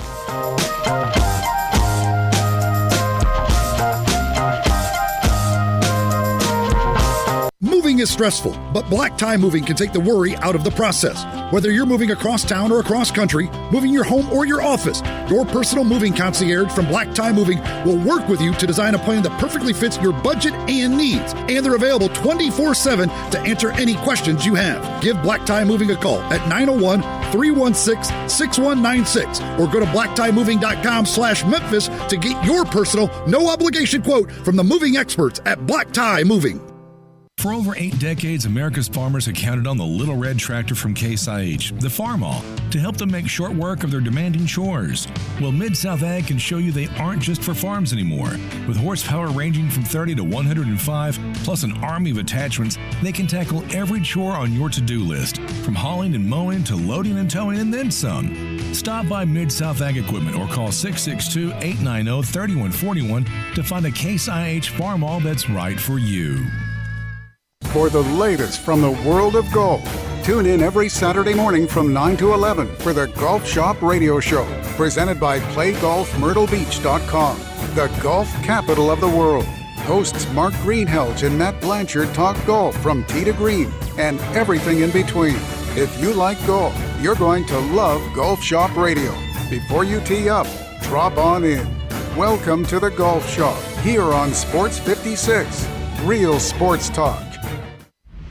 Join us for the Memphis Police Department Hiring Expo Saturday, October 21st, 2023 from 11 a.m. to 3 p.m. at 170 North Main Street downtown. We'll be taking applications and interviewing candidates on site. Salary starting at $54,611, increasing to $60,713 after probation. Benefits include a $15,000 sign-on bonus, up to $10,000 relocation assistance. For more information or details, visit joinmpd.com. Grapevine Liquor and Wine has the largest selection of bourbon in North Mississippi and wines from all over the world. Let Jimmy the Delta Boy help you select the perfect spirit or wine to impress. Whether you're looking for the best price or a certain flavor profile, Grapevine Liquor and Wines has it. If you want good southern treatment and the hottest prices, Grapevine Liquor and Wine, Getwell Road, South Haven. Hotty toddy, gosh almighty, where do you get your bourbon? Flim flam, bim bam, Grapevine, by damn. I'm with John Virgos from the world-famous Rendezvous in the Alley since 1948. Brett, we have catered parties all over this country and all over the world, from Singapore, Australia to Central Park in New York, but many people don't realize how much we do locally. For holiday events, office parties, tailgating, birthday parties, you can't do better than the Rendezvous. For example, you can get a cheese and sausage tray for 15 to 300 people for $3.75 a person. You can even build your own nacho bar for $10.50 per person. All you need is a minimum of 15 people. In many cases, we can arrange delivery and full-service catering. We've even made it easy to get to-go items. You can just park at our front door in the alley, put on your flashes, and we'll get you going ASAP. For all your catering items and prices, go to hogsfly.com, click on menu, and drop down to catering. Thank you, John. The Rendezvous, Mr. Charlie Virgos' Rendezvous in the Alley since 1948 and celebrating its 75th year. Do you know one of the best things you can do for your employees or family's health? Provide Arctic Clear bottled water. Arctic Clear bottled water is your locally owned and operated bottled water provider. Arctic Clear is 100% natural spring water with free delivery and setup, dependable service, and no long-term contracts. What an easy choice. Call Jeff Manus today, 901-382-2363, or visit arctic-clear.com. Arctic Clear bottled water. Call now, 382-2363. That's 382-2363. Sports 56 traffic. Good afternoon. It looks a little bit better over here on 40 westbound in Warford from that earlier crash. Now, it is really slow. 55 southbound coming over the bridge there from West Memphis. It's increased with even more volume on 240 east from Mill Branch all the way out to 385 Bill Morris Parkway. Give yourself a little bit of extra time now out here on all the major outbound routes. They have really started to pick up. Hey, don't miss it this year. Smoky Mountain Fall Festival. Where? At Oberg-Gatlinburg. Check out all the details by going online to obergatlinburg.com. I'm Commander Chuck with your on-time traffic. We are Sports 56, WHBQ Memphis, and W253DF Memphis, Flynn Broadcasting Stations. Now, back to Sports Time on Sports 56 and 98.5 FM. This hour is brought to you by Hewlett & Dunn, Boot & Jean Company in Collierville. Here once again are Brett Norsworthy and Bryant Dacus.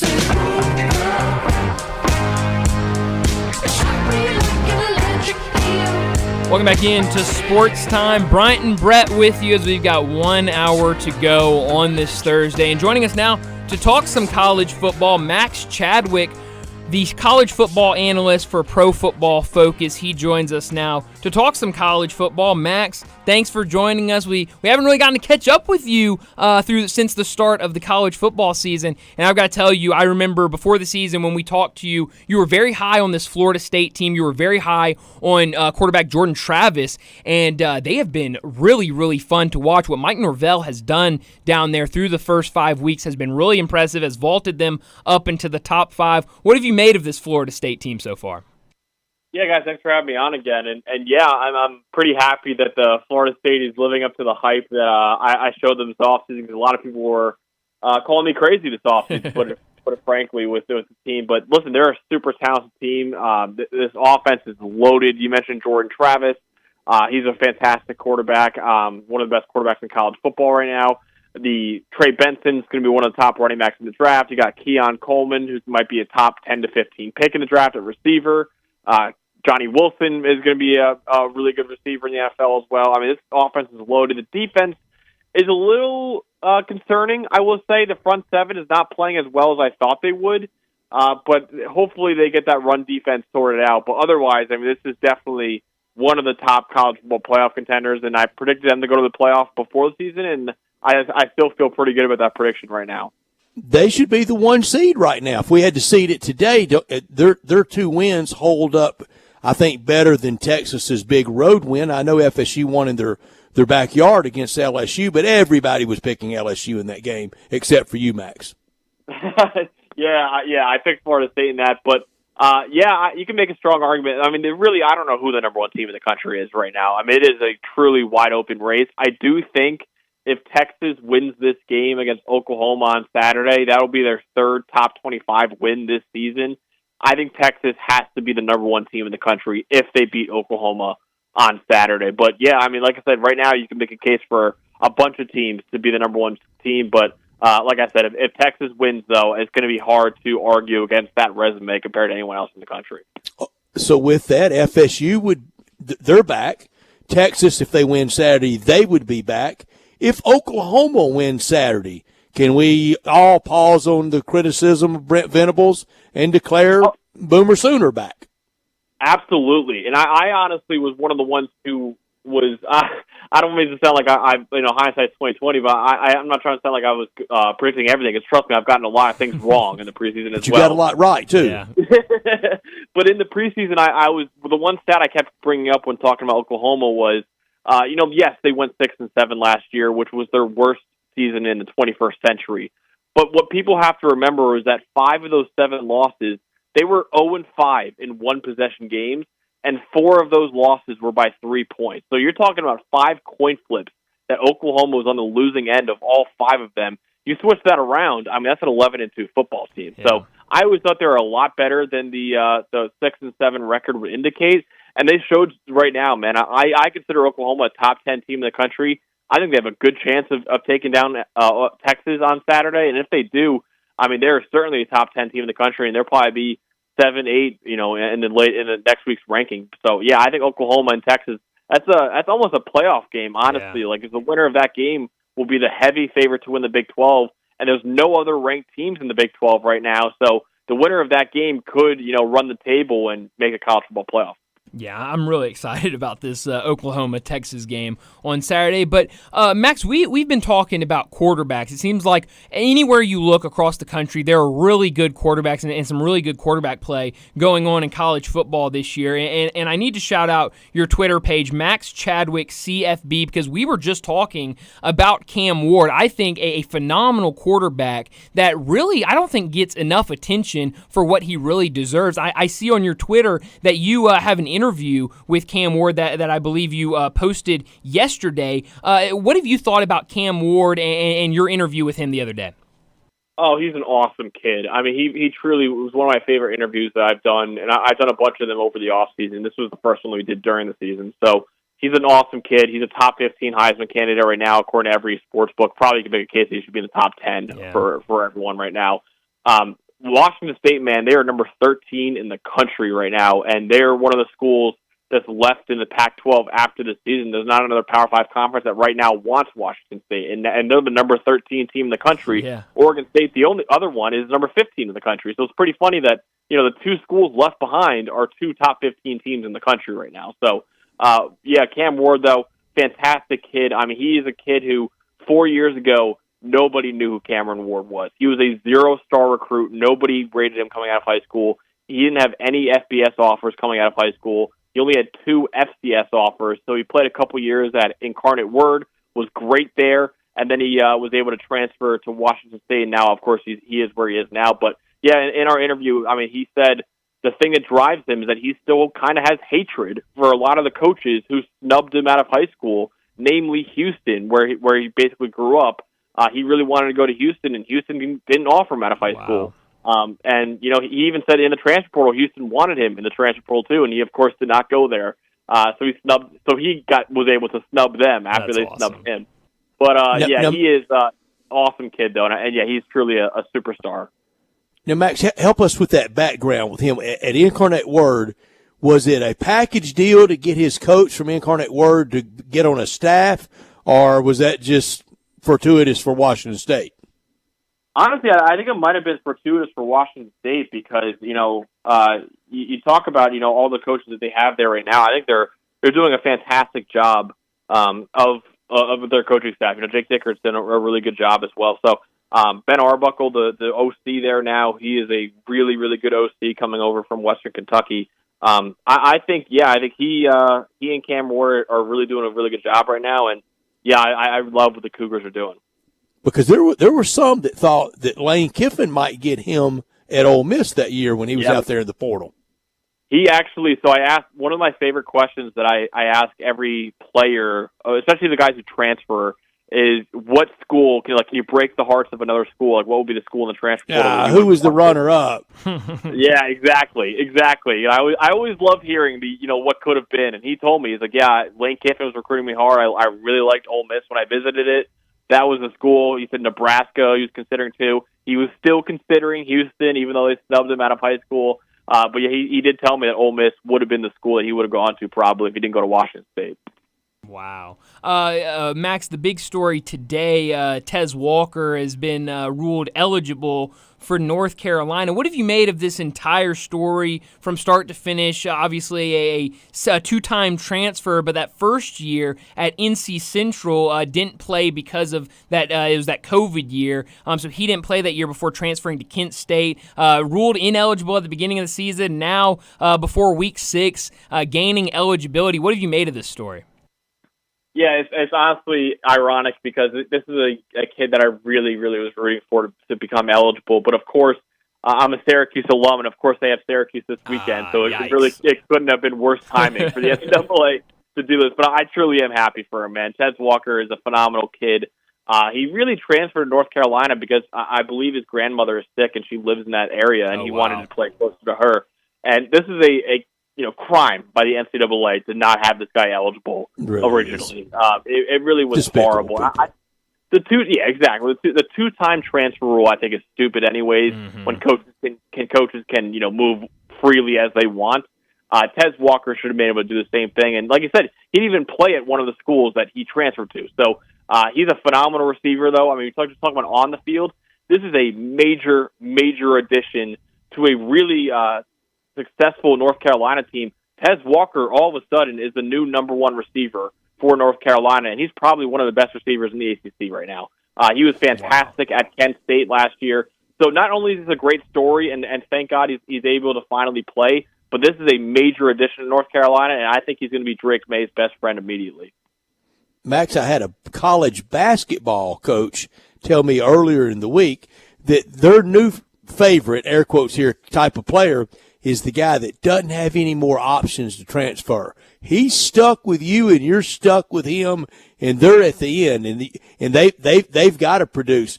That they would much rather have a team of those guys than freshmen that might shine in their freshman year, and then they're out there either with a big NIL offer that they need to stay happy, or they're out there fishing for something else. Are you hearing that in college football? Yeah, it's interesting. The NIL is definitely going to rule college football for a while, probably. And, of course, there's the big spat between Nick Saban and Jimbo Fisher, who are actually meeting again this weekend about NIL and stuff. But, Yeah, it is. It is going to rule it, and it's really going to be a major driving factor. Is that if you're not, utilizing NIL or utilizing transfer portal, you're losing. And Dabo Swinney, I think that's a big problem with the Clemson program right now, is that he's just not really NIL. I know they're doing a better job with, but I know he was against that from the beginning. And then also the transfer portal, he does not bring in transfers, and that's a quick fix for a lot of schools. I mean, you look at Colorado, what they've been able to turn around immediately. So yeah, those are two areas where if you're not using them, man, I mean, you got to get with the times, man, because that is the way to win in college sports nowadays, is to have a really good NIL collective with some good boosters, and then you better be attacking the transfer portal just as hard, if not harder, than what you do in the high school recruiting ranks. But the roster composition of guys with no more options, they've used them all. That's something, and it would work better with basketball because of the limited number than football. But then that's kind of back to the coach. I don't mean this literally. I hope people know that. Then the coach kind of owns you. Then, where right now a lot of the players own the coach. Yeah, no, they do. It's becoming more player driven, honestly, which is, I don't think it's a bad thing, honestly. With how insane it was beforehand and how much money the coaches and the NCAA was making off these kids. So it is cool that these players are more empowered, but yeah, it has become kind of the wild, wild west in a way too, where you just see players transferring at all times, which is what I don't really have too much of a problem with. NIL has become a big thing as well. So yeah, it's a different age in college sports, especially nowadays. Talking to Max Chadwick, the college football analyst for Pro Football Focus, and news earlier this week that Cade McNamara, the Iowa starting quarterback, will be out for the rest of the season with an injury. At one point earlier this season, I had started believing in this Iowa offense. Obviously, it's kind of a big story because of that contract for Brian Ferentz, their offensive coordinator, and needing to average 25 points per game. But how much of a blow is this injury to Cade McNamara for this Iowa offense? Oh, it's big. Cade McNamara, I think, is a really solid quarterback. I don't think he's a stud or anything like that, but he's a really solid quarterback, and he's proven that he can run a winning team. And, he was the quarterback for a college football playoff team just a couple of years ago in Michigan. So he's not the one that's going to lead a team to the college football playoff, but you can have him as your quarterback, and you can, be fine with them. And Iowa, truthfully, Iowa's got a great defense still. Like, they're still going to be able to win games off that defense. And Cade McNamara would have been a really good addition. That way your offense isn't totally anemic. But we'll see what Deacon Hill has now. He's the new quarterback for the Hawkeyes. But, yeah, it was a very, very unfortunate injury. And, honestly, Iowa's offense, you really can't have injuries happen to that offense. And they already lost their starting quarterback in Cade McNamara for the season. And their star tight end, Luke Lachey, is also out for the season as well. So you're already talking about a Iowa offense that's down bad already. You just took away two of their best players on offense. So it's it's tough to see how the Iowa offense get worse, but it honestly might get worse now with those two injuries. And yeah, Brian Ferentz is probably in trouble with his job right now. Max, who is the undefeated team we're not talking enough about? Ooh, that's a good question. I would say, I think I'll throw you some real sleepers. Not college football playoff teams, but some teams that I think I really like. Yeah, honestly, okay. So I had this take yesterday. I think Air Force is the Group of 5 team that's coming out of for the New Year's Six Bowl. I love it. I think Air Force. We want it to be Memphis, but Air Force could go undefeated. Air Force is fantastic. I actually looked it up after I had that take, and there hasn't been a military school in a New Year's Six Bowl since 1985. So It has been a long, long time. I think Air Force has a great chance. I think them or Fresno State is probably going to win that Mountain West, and I think either one of those two is probably going to be the best Group of 5 team at the end of the season. So I think Air Force would be really good. I have Maryland in my top 20 right now. They're not even ranked in the AP top 25. I think they're a really good team. Of course, they got a big game with Ohio State this weekend, and they probably won't win. But I do think Maryland deserves some love. I think Missouri, they're number 21 right now. I had them number 17. I think they're a lot better than they're ranked right now. They got a big game against LSU this weekend. I think they're going to beat LSU this weekend as well. So I really like Missouri as well. But, yeah, those are just a couple of the under-the-radar undefeated teams that I think deserve a lot more love. If you love Air Force, you got to love 1 and 1A. You got to love Fresno too, don't you? I do, yes. I really like Fresno State. I think they're right there with Air Force as the best Group of 5 team. But if you're asking me to predict right now who will be the Group of 5 team that makes the New Year's Six Bowl, I think it might be the Air Force Falcons this year. Wow, I like it. I'll throw another undefeated team at you, Louisville, right now sitting at 25 in the top 25. How good is this Louisville team? And on the other side this weekend, they'll play Notre Dame. How impressed have you been with what Sam Hartman has done in that transition to Notre Dame? Yeah, I think Louisville, to answer your first question, I think Louisville has done a really good job. This is a program that wasn't really good last year, and they got a new head coach now, and a new quarterback in Jack Plummer, and they're 5-0 for the first time since Teddy Bridgewater was their quarterback a decade ago. Wow. So they're doing a really good job right now. So I really like Louisville. They got a big test this weekend against